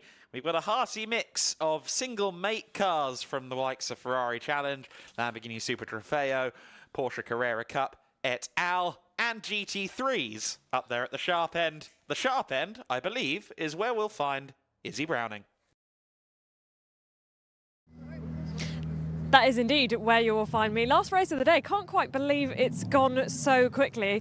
But of course, we've got lots more racing coming up tomorrow. We are on the grid for the first GT Winter Series race of the weekend. As Adam's already said, plenty of classes in this race. So plenty of cars for us to go and have a look at. And that's something I'm quite keen to do, just to give you a little bit of a look down the grid. But one thing I will say, just quickly, Johnny, if we spin round, should have done this really at the beginning, but you've stuck around, so it's okay. To give you a little look down to the turn one. We've got the safety car just heading off on that lap now. But yeah, a little bit of a look down to turn one. We will try and do that most of the tracks that we go to, just to give you a bit of an idea of what the drivers will see going down to turn one. So we have got on the pole position Jerzy Spinkovic. Now that's the unique racing car. This is a Cup 4 Lamborghini car. He has got, well, a champion in Clio Cup, but has spent a lot of time with this team, and 1 year of Lamborghini Super Trofeo racing under his belt. So the door's still open, so I'm going to dive in. Jerzy, great to see you. Welcome to the Winter Series. How are you feeling? You're on pole position for the first race. Yeah, the quali was quite good. Yeah, now the race will be difficult for sure with the GT3 cars. Yeah, so we will see how the race goes. And do you like Estoril as a circuit? Yeah, it's pretty fun to drive, the difficult corners, and yeah, I enjoy it. Well, we wish you the very best of luck, and have a good race. Thanks. All right, we will move on. We've got the number 54 alongside, that is Dexter Muller in the car. Now, this is the first of our GT3 cars, of course, as I said, different classes, and I'll just quickly run you through those classes so that you are up to date. So we've got the GT3 cars, we've got the Cup 1 Ferrari Challenge cars, those are the 296 cars, the Cup 2 Porsche 992s, which we'll see further down the grid. I've got a bit of time, so I'm going to try and get down there to let you see those cars. We've also got the Cup 4 Lamborghini Super Trofeos, as I said, and the Cup 5, the Ferrari 488 as well. I think I've got all of them. Adam will tell me if I missed one or two, but we are going to continue down the grid. The number 1 car that you can see here, the SR Motorsport by Schnitzlau, is Kenneth Heyer. Now, he is the reigning GT Winter Series champion, of course, with Jamo Hartling. Jamo in the GT4 Winter Series with Enrico Federer this year. But Kenneth back on the grid and with a new partner this year in Moritz Viskerschen. Kenneth, great to see you, reigning champ, and you're in a good position, but I'm sure you'll be wanting to get up there and take the win today, won't you? Yeah, the plan in the quali was not to qualify on P3 for sure. Yeah, it's a long series. We are all races here in the series, so we have to be also a bit clever in the races. So let's see of the speed of the Lamborghini, especially at the start, with the more power. But yeah, afterwards I want to be 1 or 2, something like that. Yeah, absolutely. You're right. I mean, you are here for the full season, so playing it a little bit clever, as you said. But for Estoril, I mean, a circuit that you're used to now, because you're a veteran in the GT Winter Series. We see you come back time and time again, which we're always grateful to see you on our grid. And what do you think about your chances in the Mercedes versus the Lambo? You kind of touched on it a little bit there, but what are you thinking? Well, it's a bit of tricky in the gamble at the start. I think at the start for sure follow the first place. On third, it's quite good from the line compared to Dexter and the Mercedes. But also the left Lamborghini will have advantage until the first corner, and afterwards, I think then with the GT3 we will see. It's a good gamble. All right, well, I'm looking forward to it. Good luck. Have a good race. Oh, Kenneth, always fantastic. And always a great person to talk to because he's really great at explaining things to you, the viewers. I remember last year him telling me the difference between the spray in the Formula Winter Series cars and the GTs. He was saying, oh, well, the Formulas, they swim, don't they? Which I thought was a fantastic way to describe it. So coming back onto the grid, we've got the first of our Cup 1 cars, the Ferrari, the AF Corsa of Andreas Berg Sorensen in that car, and we are going to have to clear off the grid very quickly, but as I said, the first of the 992s is right there, and we're going to get on with this race.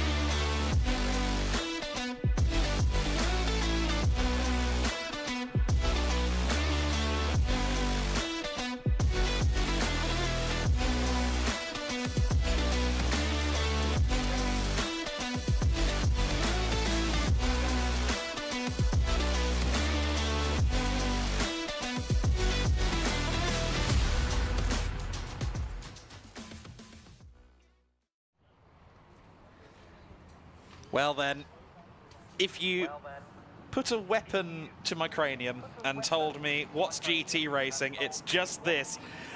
Very contrasting cars, ready to go racing. Jerzy Spinkovics is on pole position with Dexter Muller alongside him, a Super Trofeo Spec Cup 4 car alongside a GT3. That's followed by another GT3, Kenneth Heyer in the SR Motorsport by Schnitzelau Machine. He is alongside Severin Mazur, the team boss, the man in charge of GT3 Poland. GT3 Poland won the first race of the year in 2024. Andreas Bock Sorensen in 5th position alongside Alfredo Hernandez, a Cup 1 Ferrari alongside another GT3 Mercedes. Cristiano Maciel having a good run as well in the other AF Corsa entered Ferrari 296. Leandro Martins is next. He's the first of the Cup 2 runners, the Porsche Carrera Cup cars. Mans Thalin, a graduate of the Swedish Touring Car Championship, joining him on, or rather joining Joachim Bolting on the 5th row of the grid. Bolting in his 2nd race of the day.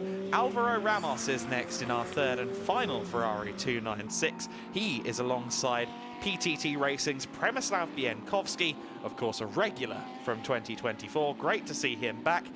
Alex Biatovic is next. He is in an Autosport Racing Lamborghini Huracan Super Trofeo car. And Oscar Rindzovic is concluding the order, the Scottish-based driver sitting in 14th on the grid. And I think an Englishman by birth, Scotsman currently, and has lived in various places. Quite the background on Oscar. He is making his racing debut here today, having previously done track days. I thought he'd done quite a lot of track days, but he revealed to me that he's probably spent more time on track in the last 72 hours than he has at any time in his life previous. So Oscar Rindzovic is going through something of a baptism of fire here, but he is on the pace, to be fair. He is up there and showing himself nicely in Cup 5 for the older Ferrari Challenge cars. That class established last minute to try and encourage some of the 488 Challenge Evos into the GT Winter Series. Incidentally, if you're looking at the GT Winter Series website and you think, that's not really a class for my car, we'll find a way. If it's a GT, we will find a class for you eventually. We are getting ourselves prepared for what will be a very exciting 30-minute race in the GT Winter Series. Thousands of brake horsepower about to be unleashed. V8s, V10s, and a few V6s and straight 6s as well on the circuit. We're underway. As as they all get underway. And look at that, it is one of the Ferraris to the fore there, the 76 car right up there at the front. AF Corsa leading the way into the first corner. Jerzy Spinkovic in second position. But what a start there from Andreas Bog Sorensen as we have a spin for Przemysław Bienkowski towards the back of the field, but it's Sorensen that leads the way. I didn't think it would be a Ferrari at the front, out of turn one at least, but the 296 challenge car leads, and unfortunately we've got a Porsche pointed the wrong way. No, you're right. Ferrari leading after turn one was not on my bingo card either, so that was a very impressive start indeed. You really would have put your money, wouldn't you, on the Lamborghinis, because they are generally very good in a straight line, but just better reactions maybe for Sorensen, and that puts the Ferrari out in front. Lamborghini second and third, Mercedes AMG fourth and fifth, and then the best of the Porsches in sixth position as they head out of turn 6 downhill towards turn number 7. And well, already, Adam, we were rubbing our hands with glee at the prospect of what was going to be a bit of an interesting race. Now we've muddled up the order even further. I really don't know what to predict next. This is not the order we expected after lap 1. Well down in 6th position is Kenneth Heyer in the number 1 Mercedes, not even the highest placed of the AMGs anymore. We've got a race on our hands here. Yes, we do. Now, theoretically, of course, those GT3 cars are quicker. They are quicker across a lap with the same driver in the car, for sure. But the drivers have a role to play, and of course Estoril, with that long run towards the first braking zone, allows the 296 and the Lamborghinis to go forward. But here comes Dexter Muller. He had the run out of Parabolica Ayrton Senna, but then the superior straight line speed, clocking in just under 20 kilometers an hour faster in practice. Those Lamborghini Super Trofeo cars, as we see here, side-by-side action. Alfredo Hernandez getting to the inside there of Manstallen, the young 16-year-old driver with some wisdom beyond his years there, just allowing Alfredo to take the corner since he was off track. Yeah, already then we're seeing the variances in speed and where the different cars are generating their lap time. The Lamborghinis very quick down the main straight, and that means a gap that looks virtually unassailable going onto the main straight is down to almost nothing heading into the braking zone at turn 1, and that's going to make life very difficult for Sorensen out in front to sort of predict how and when to defend. He might go onto the straight, even be halfway down it, thinking,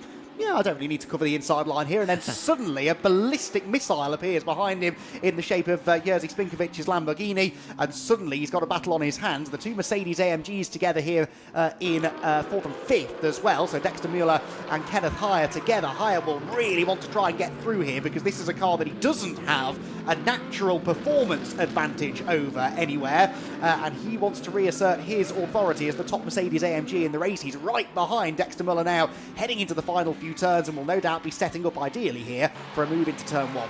He absolutely will. Now, Dexter Muller, very experienced at the wheel of this Mercedes AMG GT3. He first drove one back in 2019 as we continue to watch Bug Sorensen leading the way in the Ferrari 296. But the point I was going to make previously, Dexter Muller. Oh, here comes Jerzy. Never mind my point, because there goes Jerzy Spinkovic. The unique racing car goes to the front of the order. Jerzy, braver on the brakes there. Clio Cup race winner in Europe, Clio Cup champion in the Middle East. He knows his racecraft, and he's through into the lead. And if you're Kenneth Heyer right now, you're going to be going, oh gosh, there's so many cars between me and the leader, but the leader is so agonizingly close in the big picture in terms of gap from 1st to 5th. The top 5 driving away. The question now is, how long is Andreas Berg Sorensen going to stay in 2nd place? Because I don't think he's got anything to offer up against Jerzy Spinkovic. Now, Jerzy, with a year of experience in Lamborghini Super Trofeo, Servin Masseur has driven a Lamborghini Super Trofeo car for longer, but hasn't really raced at the same high echelons as Jerzy Spinkovic. So this could be quite an interesting one if the Lamborghini can get through. And then we've got this GT3 battle, uncharacteristically not for any position on the overall podium. And while Dexter Muller, yes, has driven a Mercedes AMG GT3 for several years, Kenneth Heyer pretty much developed the thing. He was a big part of the development of the car he's currently driving, has been a part of the Mercedes AMG customer racing family since 2010. late 2010 when you started to see the Mercedes SLS at events like VLN, and then 2011 when it finally came on song for customers. But what we are seeing is those GT3 cars make up so much time through Parabolica Ayrton Senna. Dexter Muller, in the last couple of corners, makes a good second or so on the Lamborghini, but then the Lamborghini just shifts away down the straight. Maybe a bit of damage to the front of Dexter Muller's car. Not a lot, but I think one of the dive planes maybe on the right front corner have been knocked slightly loose. Won't be affecting him too much. You can just see it sticking out next to the Pirelli sticker on the right front corner of the first of the Mercedes. Worth reminding everyone as well that these two Mercedes, they're not fighting for overall podium places at the moment, but they are the first two GT3 class cars, so they are fighting for a class win.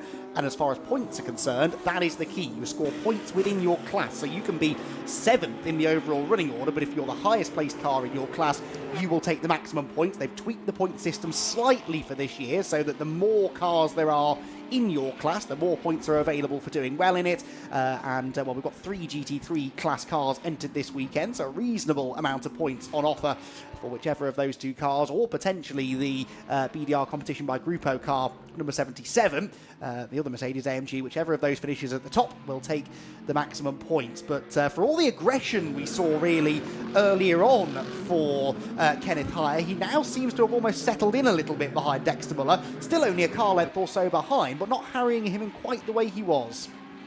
Yeah, Dexter was talking to me earlier on today and kind of, I don't know about reveling, but certainly seeming very interested in how the weekend was going to go for him, because very scarcely in his racing career has he been responsible for all of the driving on a weekend.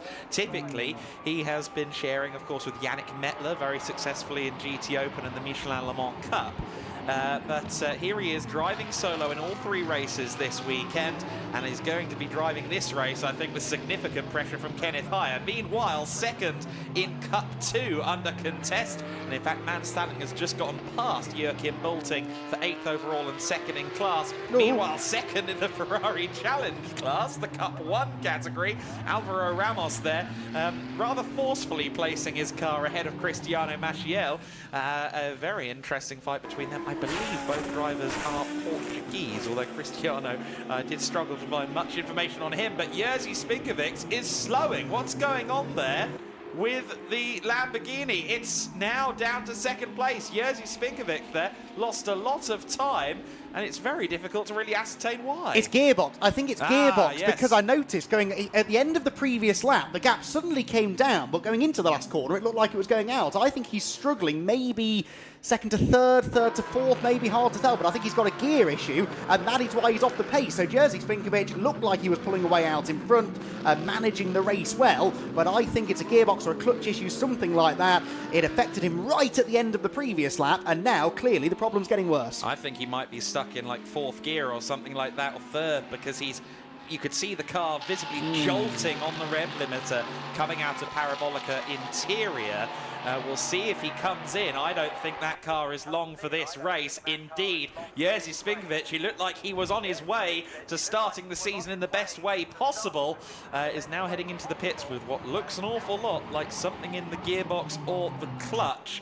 And so we have a battle for 1st and 2nd, a battle for 3rd and 4th. Andreas Bug Sorensen, who is only really a few races into his career, did some Ferrari Challenge last year, but overall is still very new to motor racing. He's not going to believe his luck. He's got a second bite of the cherry as the race leader, but Severin Mazur almost taking a bite out of his rear quarter panel there. What a roller coaster first 9 minutes of the race this has been for Sorensen. He started on the second row, probably thinking, right, let's just stay out of trouble into turn 1, not do anything silly. Finds himself leading after turn 1, then lost the lead, then re-inherits again, and now he's got Mazur, well, I was going to say right behind, but the Ferrari does seem a bit better through the twisty stuff, doesn't it? So the gap will come down on the main straight, then extend slightly. It's not necessarily good news for Mazur, that, though. It means he's realistically got 1 opportunity per lap to try and make the move. Right, there is a Unique Racing mechanic staring into the back of the erstwhile race-leading Lamborghini.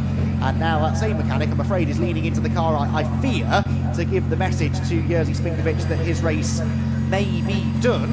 It was an exciting 9 minutes of racing for Stojankovic, but he would have liked that excitement to continue for another 20 minutes or so.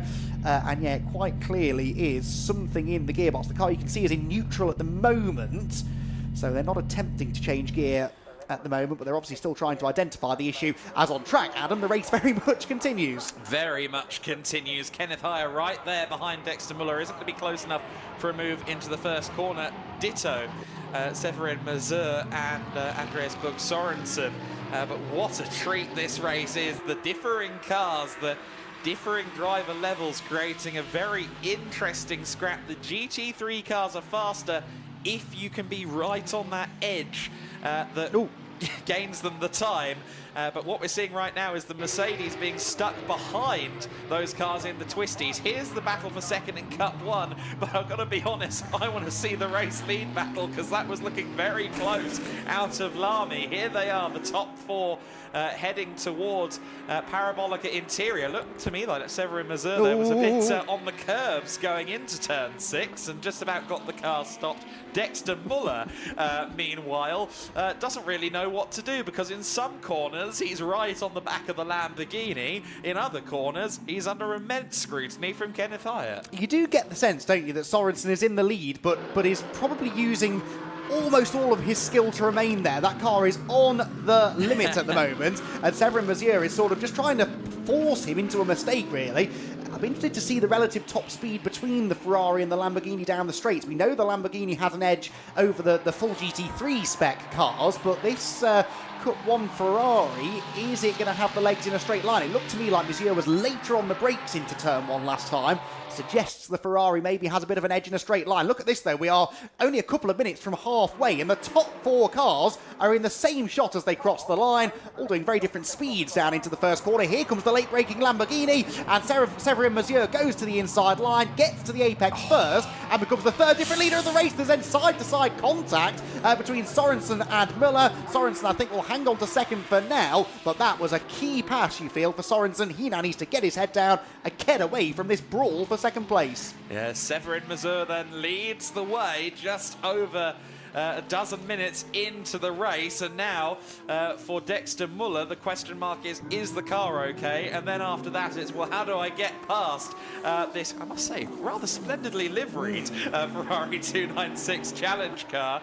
It does look to me as though Dexter's car might not be quite at full song now. It's hard to say because, of course, yes, the Ferrari is so much quicker in a straight line. Looked like it was four-wheel drifting away from the apex there. As you said, Andreas Bug Sorensen really is putting in a mighty shift to try and stay in these overall podium positions, comfortably leading Cup 1, but I guarantee you that's not even a thought in his mind right now. Benny Simonson is his driver coach for this weekend, was at one time listed on the entry list as well, but I note he's not currently listed to take the car over in race 3, so I think Andreas might be driving solo all weekend. Either way, his countryman, the fellow Dane, is tutoring him through this. He went wide there through turn 12. Of course, turn 13, the GT3s are so much quicker through the apex, but Dexter Muller's momentum stalled out there because the Ferrari was just there in his way. What a scrap. It's all well and good having mid-corner speed, but you can't physically drive through a car that is going slower than you at the apex. That's really delayed Dexter Muller's exit from the corner and now leaves him vulnerable to attack from Kenneth Heyer. And remember, these two are fighting for the lead in the GT3 class, so from a championship perspective, I know it's only round 1, but it is still worth thinking about the points. That really is the fight that is of more importance to Dexter Muller. On the other hand, though, if he gets past the Ferrari and Kenneth Heyer doesn't, that's a big advantage in his quest to claim the GT3 class victory. So there is definitely a reward here up for grabs if he can get through. It's just a case of how much of a risk is he willing to take. He has a good run out of turn number 4. Through the kink, though, the Ferrari will stretch its legs, and as long as Sorensen, I should say, hits the brakes at the right time into the hairpin, which I think he has managed to do, he should come out the other side still in second position. But what a fight he's got on his hands to keep it. And meanwhile, Severin Mazur has disappeared up the road.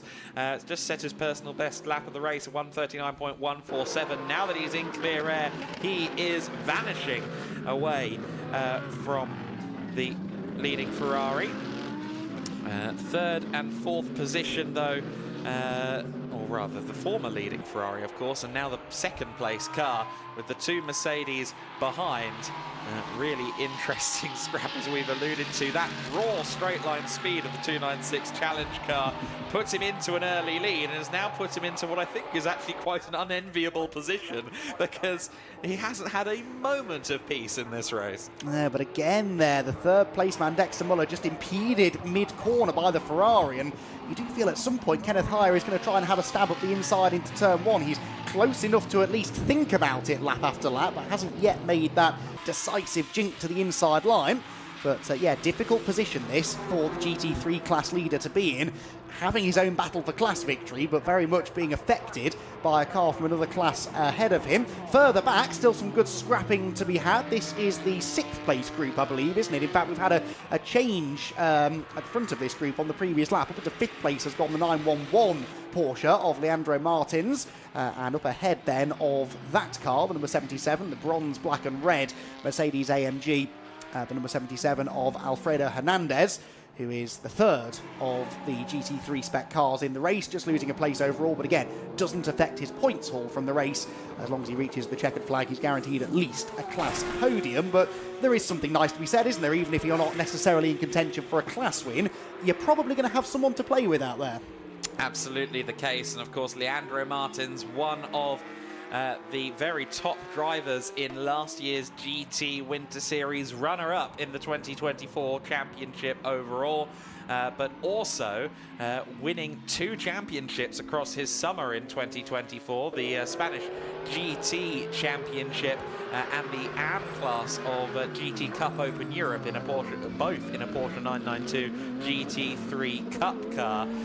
So a very, very well decorated driver in recent times, but Dexter Muller has gotten past Andreas Buch Sorensen. It's finally happened somewhere in the twisties there, I think, at the end of the lap. And now Andreas is under pressure from Kenneth Heyer, and I assure you, Kenneth is going to take liberties here because he needs to get through now. He desperately wants to contest Dexter for that GT3 win. Yeah, that's significant. We don't know how he did it, but Dexter getting the move made in a place that Kenneth couldn't go with him could be race-defining as far as the GT3 class is concerned. Still, Kenneth Heyer can't find a way through the Ferrari's defences, and as they head up out of turn number 4, this, of course, is where the Cup 1 class Ferrari will stretch its legs and pull a bit of a margin, but Kenneth Heyer will have seen where Dexter Muller made that move, which sadly we didn't, and he'll try and do the same thing, not for the first time. The Ferrari is way wide of the apex at turn 6, but then gets the power down on the exit, and I'm not convinced that that will actually allow Kenneth Heyer to wriggle up the inside. No, it didn't, so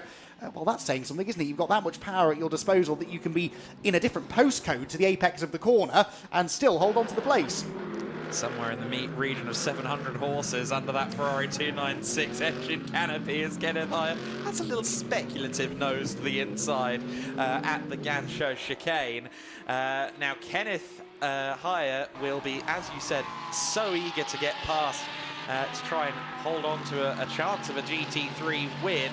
Andreas Buch Sorensen not giving him the inside, though. He has no reason to in this battle for overall honours, of course. Now, critically, Dexter Muller was quicker in qualifying, lest we forget, than Severin Mazur. The gap is 3.5 seconds. There are 11.5 minutes left.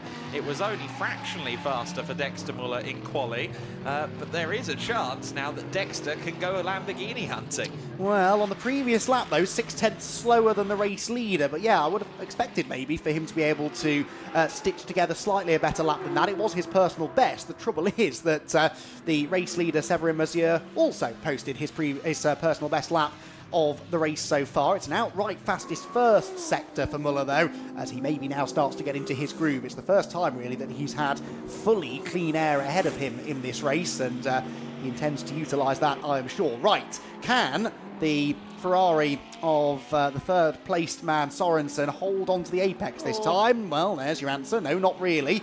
But then sort of hooks up a late apex, carries good speed up the hill, and still retains a decent margin before they hit the brakes into turn 7. So that is going to be the frustration here for Kenneth Heyer. He's quicker, no doubt about it. If he had fully clean air, I think he could get away from Sorensen, but it's making the move. Is he quick in the right bits of the track to find a way through? At the moment, the answer appears to be no.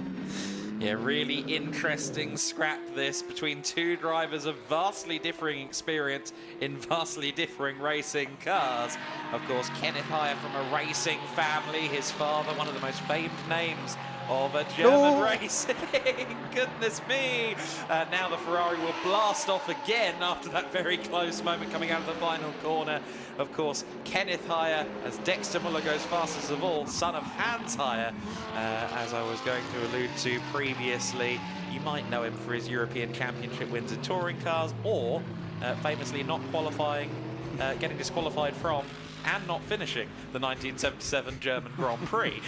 Nonetheless, a great scrap for third overall here, and as we saw with that graphic regarding Dexter Muller, we may yet have a battle on for the win as well. 3.2 seconds the gap there. Dexter will have to hustle, but he can if he needs to in that Carbahn Raceworks by SPS Mercedes. He'd love to get some silverware in what I believe is his first ever solo race. That would mean a lot to him. Severin Mazur, though, in at the lead in a car he knows very well, the GT3 Poland Lamborghini. And if he's anything like me, that being a bit of a numbers geek, he would love to win the first race of the season in a GT3 Poland Lamborghini, as we saw 12 months ago. Indeed so. History has a tendency sometimes to repeat itself, doesn't it? The problem is that he has sort of plateaued now. His pace is very consistent, but he's no longer going any quicker than he was before, whereas Dexter Muller, with every lap in clean air that he puts in, is finding a bit more performance. He was quickest of anybody in Sector 1 on this lap. However, Monsieur just did a outright fastest middle sector, so it's sort of balancing out slightly. This battle continues to rage on. Kenneth Heyer is closer than ever at the final corner. He is giving a helping hand to Andreas Bog-Sorensen. Well, it was a pass. It was a bit of a braille pass. It might come to nothing, though, because the Ferrari, we know, is going to have the extra speed in a straight line, and back through he will go. Can Kenneth Heyer outbrake him into turn one? He may, of course, elect not to, knowing that he did make that move initially with a slightly more aggressive manner than he would have planned, and indeed he does settle back in behind the Ferrari, but that was rather close. Oh, I love the GT Winter Series. What an action this is. Here comes Kenneth Heyer, this time definitively with the inside line. He moves up to third place. I do wonder if anything's going to be said about how he initially got into third place. Second time was the charm, and it was executed nicely. But let's see now if Andreas Bog-Sorensen maybe wants to try and retaliate again, because here comes the Ferrari strong suit, a straight line. He's got the unfavoured outside line. He's struggled to get this car stopped for Parabolica Interior many times. He's really trying, wrestling that car for all it's worth. His objective now is to find grip he's hitherto not discovered in this Ferrari 296 Challenge car to just maybe be close enough to get there down the straight again and reclaim that third position. But I think by the time he's through that long turn 13, that will be a long shot. I suspect you might be right, because that really seems to be where Heyer has been taking chunks of time out of him, although the gap is not enormous as we head towards that section. So Kenneth Heyer driving a bit defensively maybe there into the left-hander. Isn't going to be as far ahead of the Ferrari as he would like to be, but I suspect he should be okay. Look at the gap double through one corner. That is where the GT3 spec cars have the advantage, no doubt about it. And I think that maybe now Andreas Bog-Sorensen will have to settle for fourth position, but he has played a very entertaining part in this race, that is for sure. This has been a great advert, I think, really, for multi-class GT racing. GT3 in particular has always been about balancing the performance of the cars so that they are all as equal as possible, and that's great. It's got its benefits, definitely. But this has been a real old-school kind of race, hasn't it? Those David versus Goliath battles, cars with more straight-line speed versus cars with lots more grip, and it has been massively entertaining. The Shell Ferrari has been Schnell during this race, but it is going to have to settle for a step off the overall podium by the looks of it. Meanwhile, fifth overall under contest as Leandro Martins, who has, of course, already gotten past at one point Alfredo Hernandez, is now once again under pressure from the car that sits third in GT3. Two drivers whom we saw last year. Hernandez, though, previous years running his Super Trofeo Lamborghini, getting to the inside there almost, Leandro Martins. But again, the comparatively light downforce of the Porsche, allowing it to scuttle away in a straight. Of course, the Porsche not as strong in a straight line versus the Ferraris and the Lamborghini single-make cars. The Porsche is a lot more of a handling car, but of course it does also have a lot less downforce than a GT3. So it is, again, a compelling scrap between them. Alfredo Hernandez would like to get a top 5 finish out of this in his golden Mercedes and Grupo Prom Gold. The Grupo Prom by BDR competition entry. He is familiar with this GT3 car. He did run it in some Ultimate Cup Series rounds last year in the GT Sprint Cup Series. But he's certainly more familiar with his Lamborghini over the last several years. Taking to this Mercedes fairly well, and I think again for him it's as much about competing as it is learning. But again, all of that learning stuff, I'm just here to study the car and figure out how it works, goes out of the window as soon as you have another car in front of you. Well, indeed, so. I mean, we've seen that very much with the lead group. In theory, because they were almost all in different classes, they didn't really need to fight each other. But, you know, you tell that to a racing driver who's in the middle of a four-way fight for the race lead, and they're probably going to have a go, aren't they? Things settling down a bit now, though. 4 minutes to go. The lead gap's static at around 4 seconds. Oops, who is that? It's the 32 car, that is. Yeah, so Beatovic, who was running towards the back. I very briefly saw a Lamborghini pointing the wrong way and panicked for a second, but no, it's not the race-leading GT3 Poland car. That is Alex Beatovic, who was down in 13th position overall. That was, what, third in class, I believe, at the time of... second in class at the time of that rotation at the Parabolica Interior, turn number 6. Kenneth Hire, by the way, has been warned for driving standards, but not penalised. So that was a little smack on the back of the wrist. Don't do it again. Okay, he says, I don't really need to now because I'm into third position. I'm not likely to catch Dexter Muller. So, okay, he'll take that little telling off rather than a full-blown punishment, I suspect. The gap for reference between he and Dexter Muller is hovering at around 7 seconds or so. So with 3 minutes to go, barring any late dramas, our podium pretty much set, at least overall. There are still some good battles going on behind, in particular for 5th position. The Racar Racing Porsche, number 911, still has that BDR competition Mercedes behind. They are less than a second apart. They're in different classes, but that now remains our closest battle on track. Another good battle in 8th and 9th as well between the number 50 AF Corsa Ferrari of Cristiano Maciel and Joachim Bulting. You can see them just in the background of that shot there, the red Ferrari and the blue Porsche, running in separate classes, of course, but having a good scrap. I also want to shout out the driver of the number 80 Myrtle Motorsport car, Oscar Rindovic, in his first race, lest we forget, and his by far most track experience of his life has come in the last 72 hours. He's running in 11th place. He's running ahead of Biankowski, who of course we saw last year in the GT Win Series on a regular basis. Alex Beatovic, who has racing experience as well, and in general holding himself to a very strong standard in his first weekend of action. That is by no means a small feat. He's almost in the top 10. He's only a few seconds behind the car in 10th place, which is a newer spec Ferrari challenge machine. There is the number 80 Myrtle Motorsport car running very well in 11th position on his first race weekend.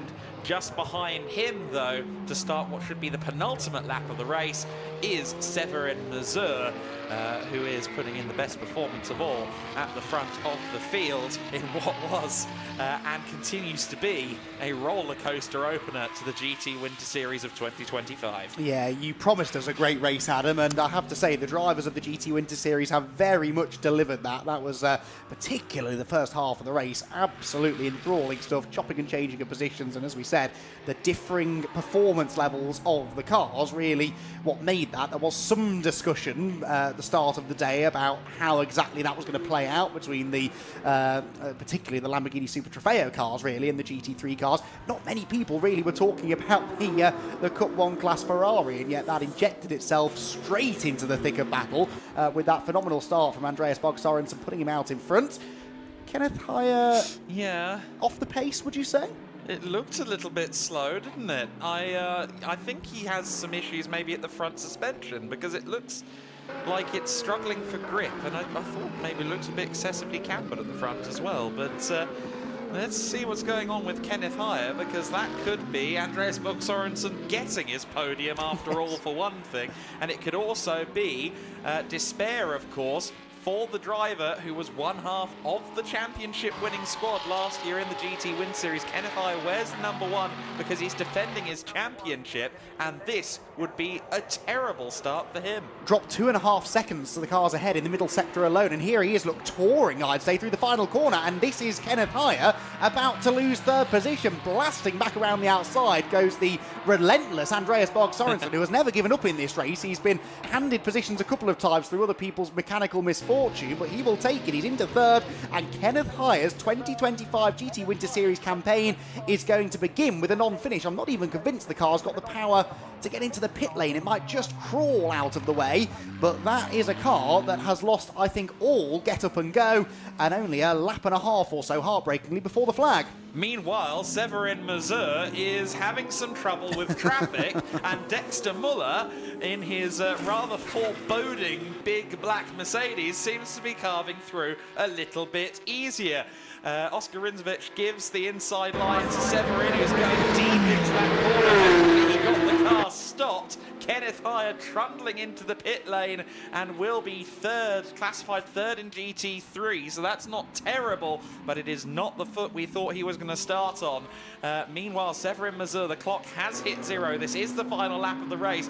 Dexter Muller is not going to get to the rear of him, but it looked for a minute there as though perhaps a stumbling block had made itself known in the very final moment of this first GT Win Series race of the season. However, history has repeated itself, because once again in GT Win Series race 1 of the year, as in 2024, it happens again in 2025, GT3 Poland, this time with Severin Mazur at the wheel, claiming the win in the GT Winter Series opener for 2025. Dexter Muller with a flash of the headlights, a GT3 win, and I suspect a wry smile on his face, because as long as he's having fun, Dexter is all about it, and I'm sure he had a lot of fun there. Andreas Bug Sorensen with an inherited podium, yet a very well-deserved one all the same. Certainly, if there were a Fighting Spirit award, it's going his way.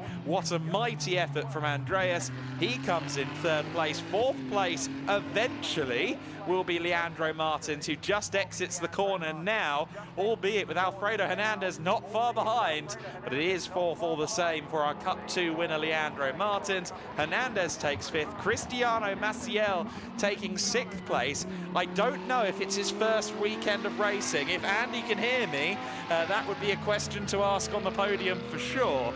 I don't know how much racing he's done. Mans Thalin in seventh, Joachim Bulting in 8th place.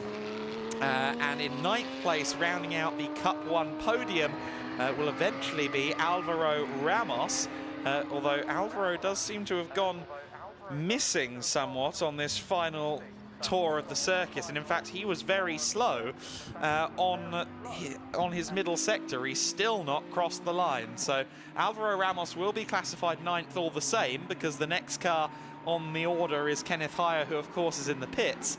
But hopefully he does get to see the flag as this race concludes. There is Ramos now, making his way through. And he does so at pace as well, so if there was an issue, it was only momentary. However, we have had some penalties come down the line. Przemysław Biankowski has gotten 5 seconds to track limits. That doesn't really change much. And the Plus Line Racing team car also with 5 seconds applied. So Joachim Bulting, I think, is going to be shuffled down the order slightly. In fact, no, he'll be safe in his 8th position overall, and indeed his 3rd in Cup 2. But all the same,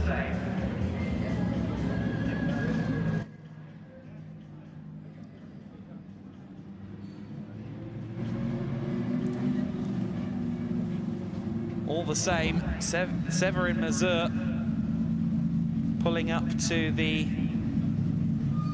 winner's position, and 2nd overall, winning in GT3, is Dexter Muller.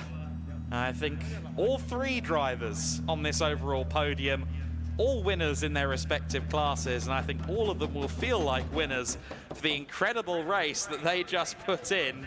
I think that's Benny Simonsen there giving the big cheer to Andreas Bug Sorensen there for his Cup 1 win, and I think moreover his brilliant performance in the race. And it was indeed a race of brilliant performances, and one which really harks back to what we saw a year ago here in the GT Winter Series. It was the Lewandowski family Lamborghini from GT3 Poland stable that claimed the first win of the season in 2024, and now Severin Mazur has matched the feat in race 1 of 2025. And what a lovely embrace that is there. I'm sure if Dad wasn't a hero before, he sure is now, because that again was a sensational race from Severin Mazur. Cup 4 class win, of course, in addition to the overall standings, and that will be helpful as well long term in the championship should he be in for the full season campaign, which I believe is going to be the case. And Cup 4 looking very competitive in general this year. Of course, the one driver in particular who's going to feel particularly shortchanged is Jerzy Spinkovic, the early race leader, who came to a halt just a few minutes in with what looked like a gearbox issue. Also, of course, Autosport Racing's 333 car. We haven't mentioned it. We didn't see it at all. That car had an issue in qualifying, had a moment in qualifying, and I think found the barriers at turn 6.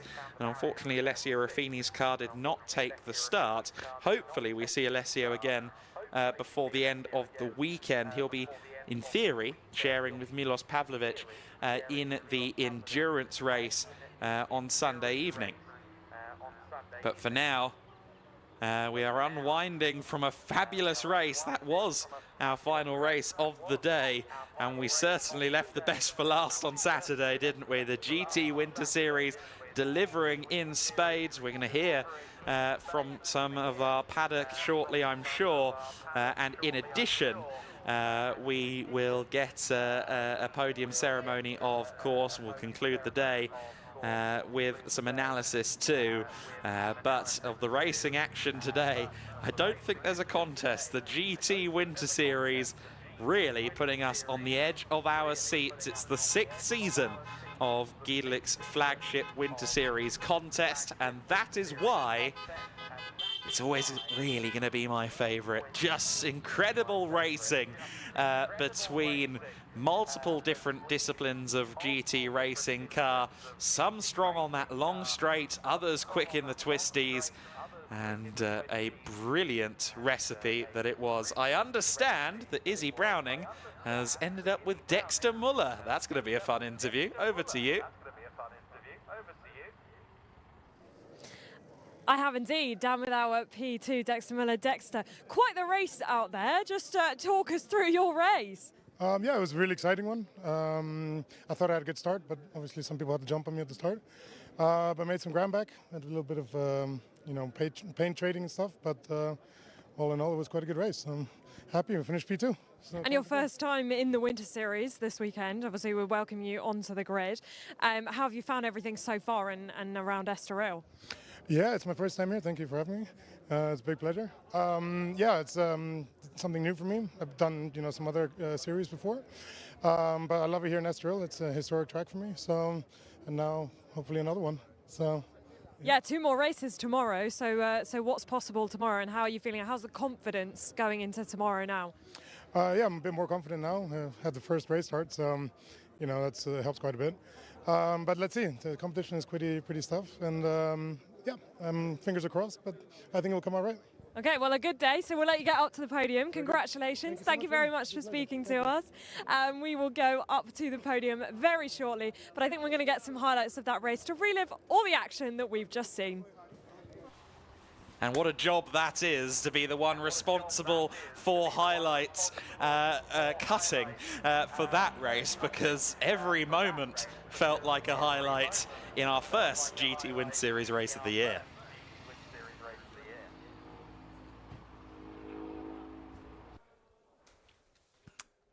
So the race got underway, and it was the Cup cars, the single mate cars that dominated. We thought it would be a Lamborghini leading into turn one. Andreas Bog Sorensen had other ideas. A brilliant launch followed by a very audacious run into the first corner. Look at Bog Sorensen. To the inside, to the outside. He knew he'd got a good launch. He wanted to use it, and he claimed the lead over Jerzy Spinkovics into the first turn. Side by side between Severin Mazur and Dexter Muller further back in third position.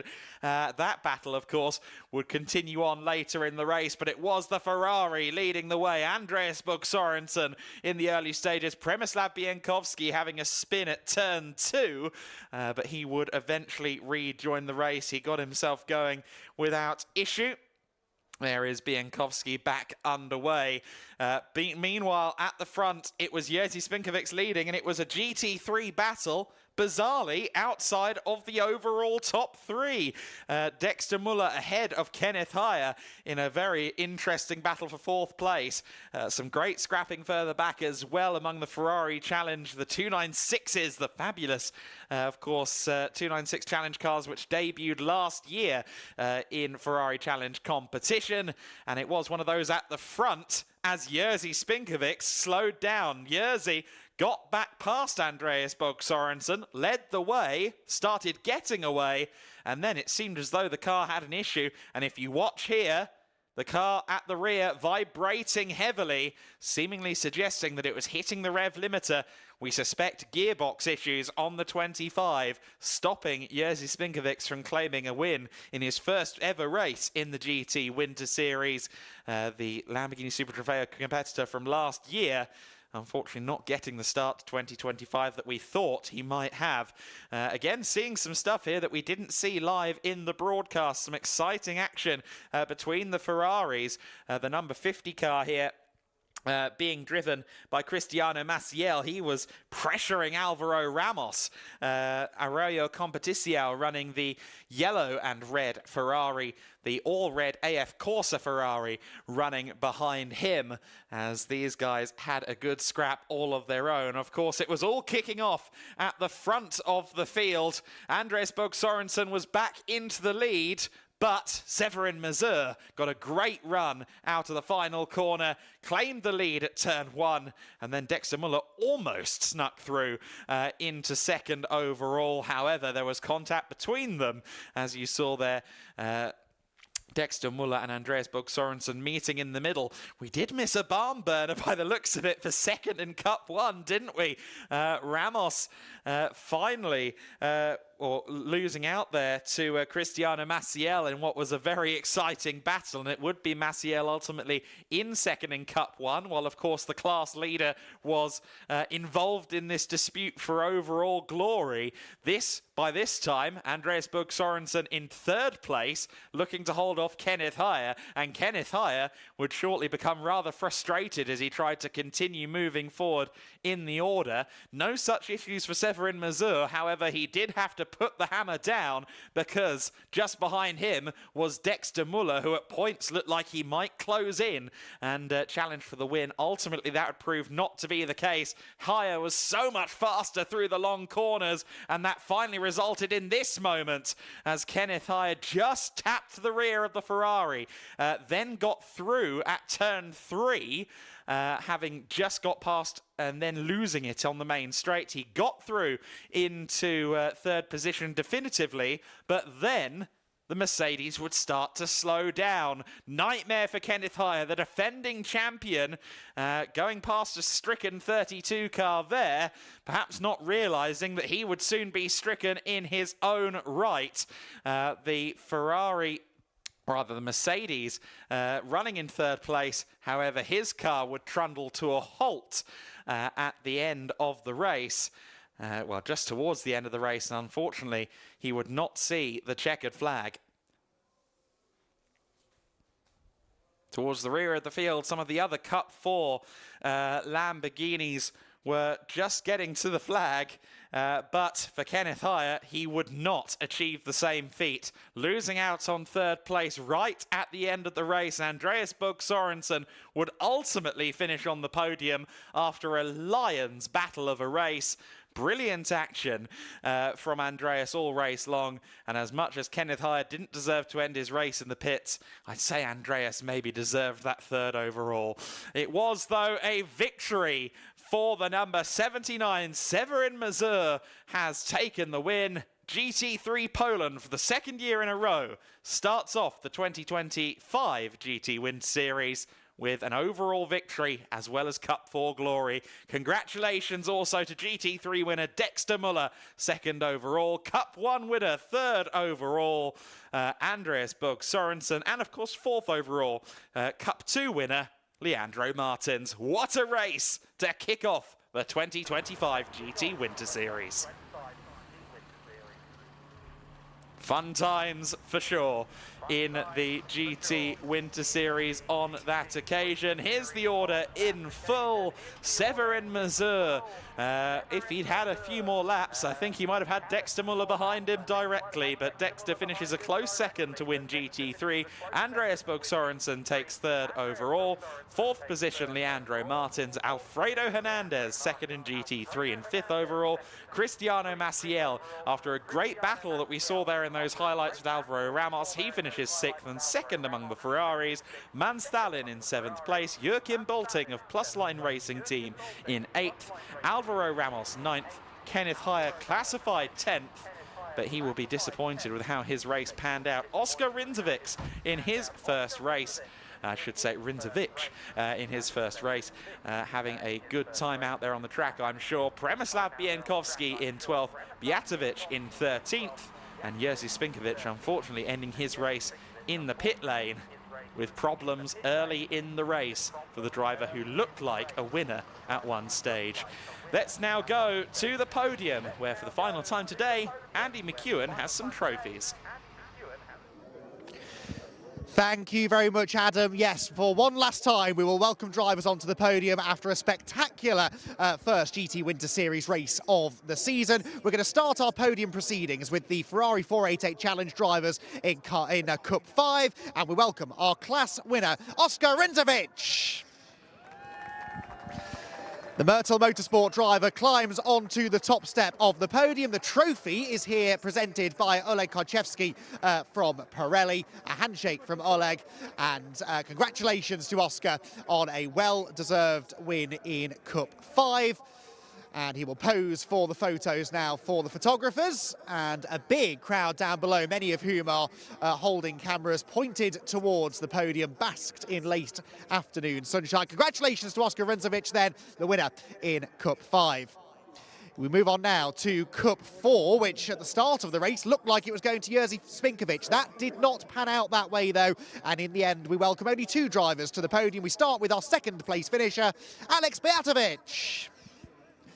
Alex heads to the podium, having survived a spin midway through the race and managed to hang on to second place. We've also, I think, already welcomed Severin Mazur onto the podium as well, so we have our top two drivers already celebrating here on the Estoril podium. The trophies then I think we are ready for, more or less, so out will go the trophies, and the winner's trophy once again handed over by Oleg Karchevsky. We have Mario from Quintas Cascais, our champagne providers for the GT Winter Series, on hand to hand over the second and third place trophies once more. Pictures taken, happy smiling faces on the podium, which is just what we like to see. And once more, give it up for our Cup 4 podium finishers. So a big round of applause for our Cup 4 top two. We now move on to Cup 2, the Porsche Cup 992 category, and we start with our third place driver, Joachim Bolting. It is Joachim's second appearance on the podium today. He was up here for the GT4 race earlier on. In second place in Cup 2, Hans Tallinn. Hans gives the fist bump in celebration. It was a strong second place for him, but in the end, the victory in Cup 2 went the way of Racar Motorsport's Leandro Martins, who gets by far the biggest reception so far. A very popular winner in Cup 2 was Leandro Martins, who was right in the middle of an exciting battle for overall positions as well. Out come the first, second and third place trophies, so we welcome Oleg, Mario and Bruno to the podium to do the honours. handshakes all round, and Leandro Martins gets his 2025 GT Winter Series off to a brilliant start with a victory and maximum points in Cup 2. They pose together for a photo on the top step of the podium and celebrate once more our Cup 2 podium finishers.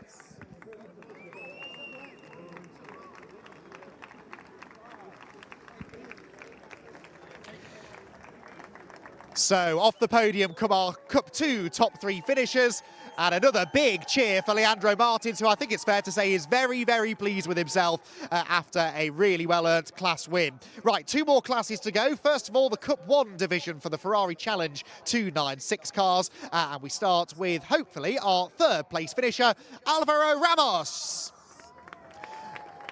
who brings with him a young fan of his, by the looks of it, to celebrate on the podium as well. It was, though, an AF Corsa 1-2. In 2nd position, Cristiano Maciel.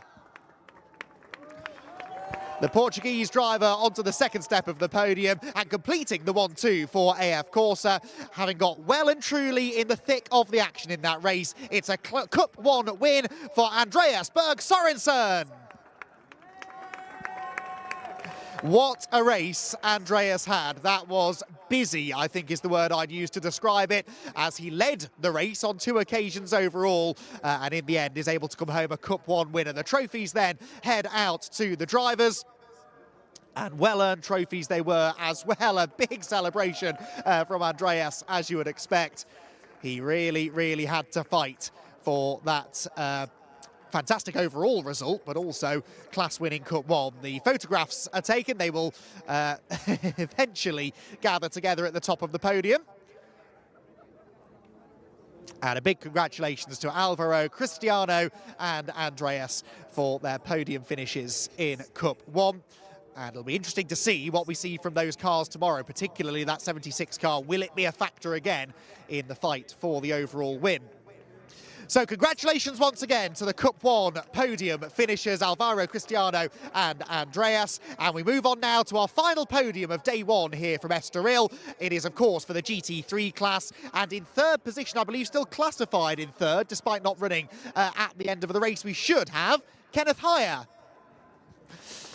Kenneth comes out onto the podium, understandably a bit disappointed that it's only 3rd. In 2nd position for BDR Competición is Alfredo Hernandez. Congratulations, Alfredo, 2nd position in the GT3 class, but a hard-fought and well-earned victory in GT3 goes to Dexter Muller. Dexter out onto the podium, handshakes with Alfredo and Kenneth, and once again the 3 trophies are brought out. All 3 of those drivers played a part in that race and were well and truly in the middle of what was a phenomenal battle to start our 2025 GT Winter Series. One last photo opportunity for the crowd gathered down below, and the drivers doing their best not to look happy, actually, after what was, I'm sure, a fairly tiring race for our top 3. And they gather together on the podium for one more round of applause for our top 3, Kenneth Heyer, Alfredo Hernandez and Dexter Muller. So that concludes our podium presentation then for the GT Winter Series here at Estoril. The first race of the weekend is complete, and we look forward to more of the same tomorrow.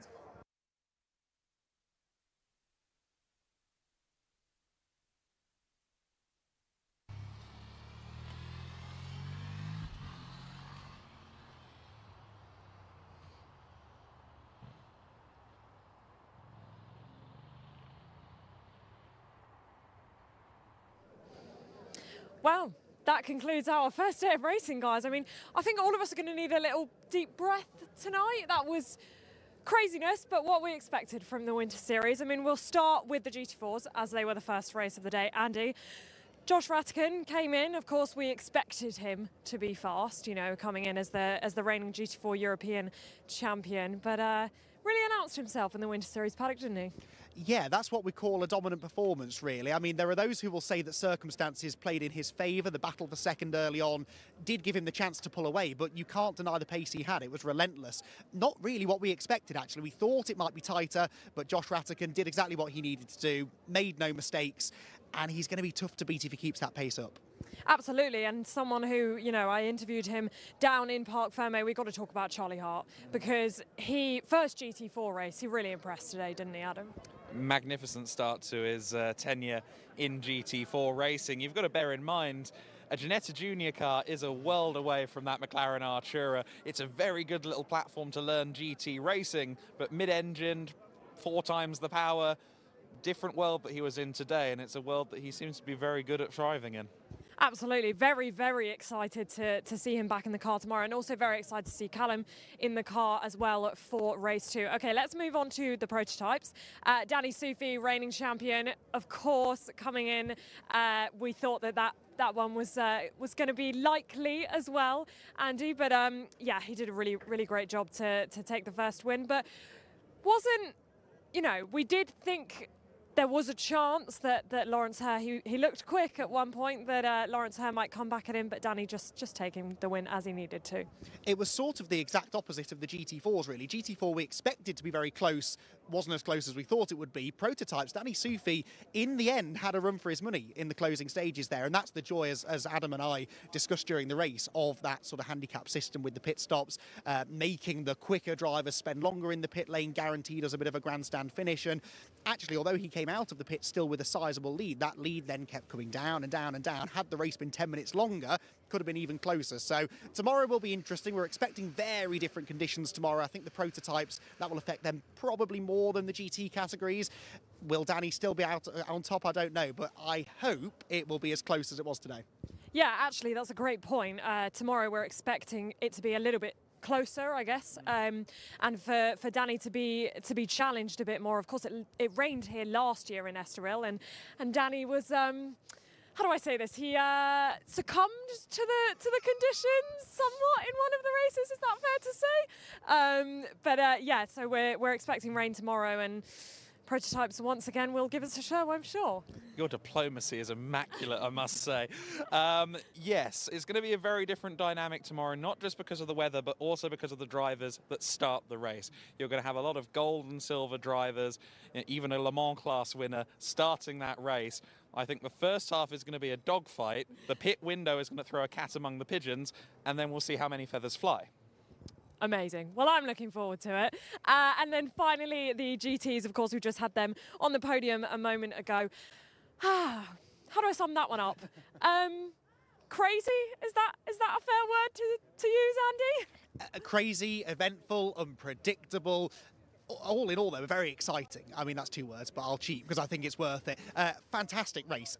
A great advert, as I said in commentary, for multi-class racing. You've got cars that generate their lap times in completely different ways, and drivers who I don't think were really thinking about their class position. They just wanted to try and win the race overall. And hey, as a neutral, no complaints here. That was fantastic racing. Got a bit physical at times, but nothing too untoward. And, you know, that's the kind of racing GT Winter Series provided most of last season, really. We've kicked off in fine fashion. That was the highlight of the day, no doubt.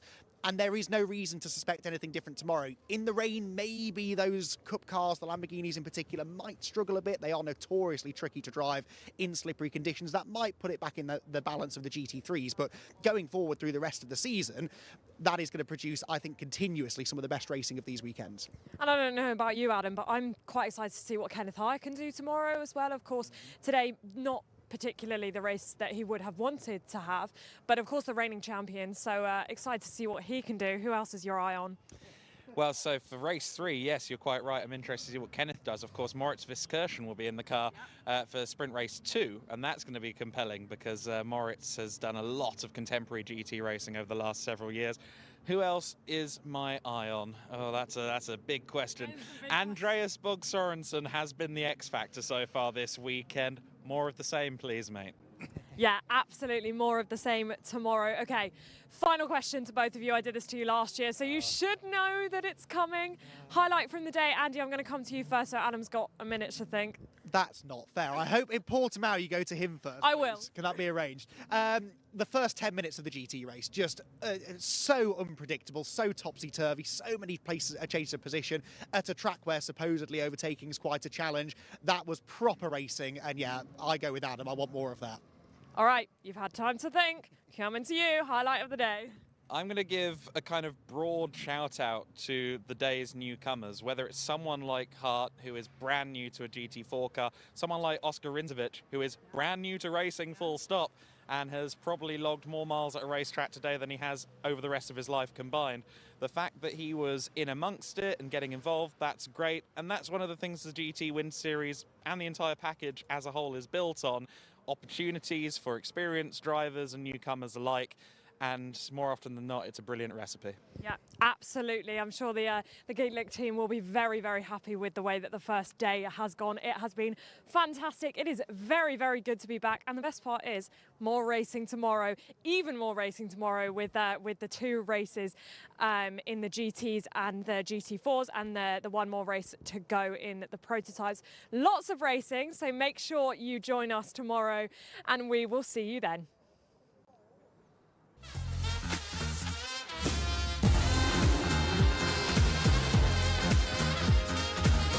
Hustling for down racing. They both go deep into the corner.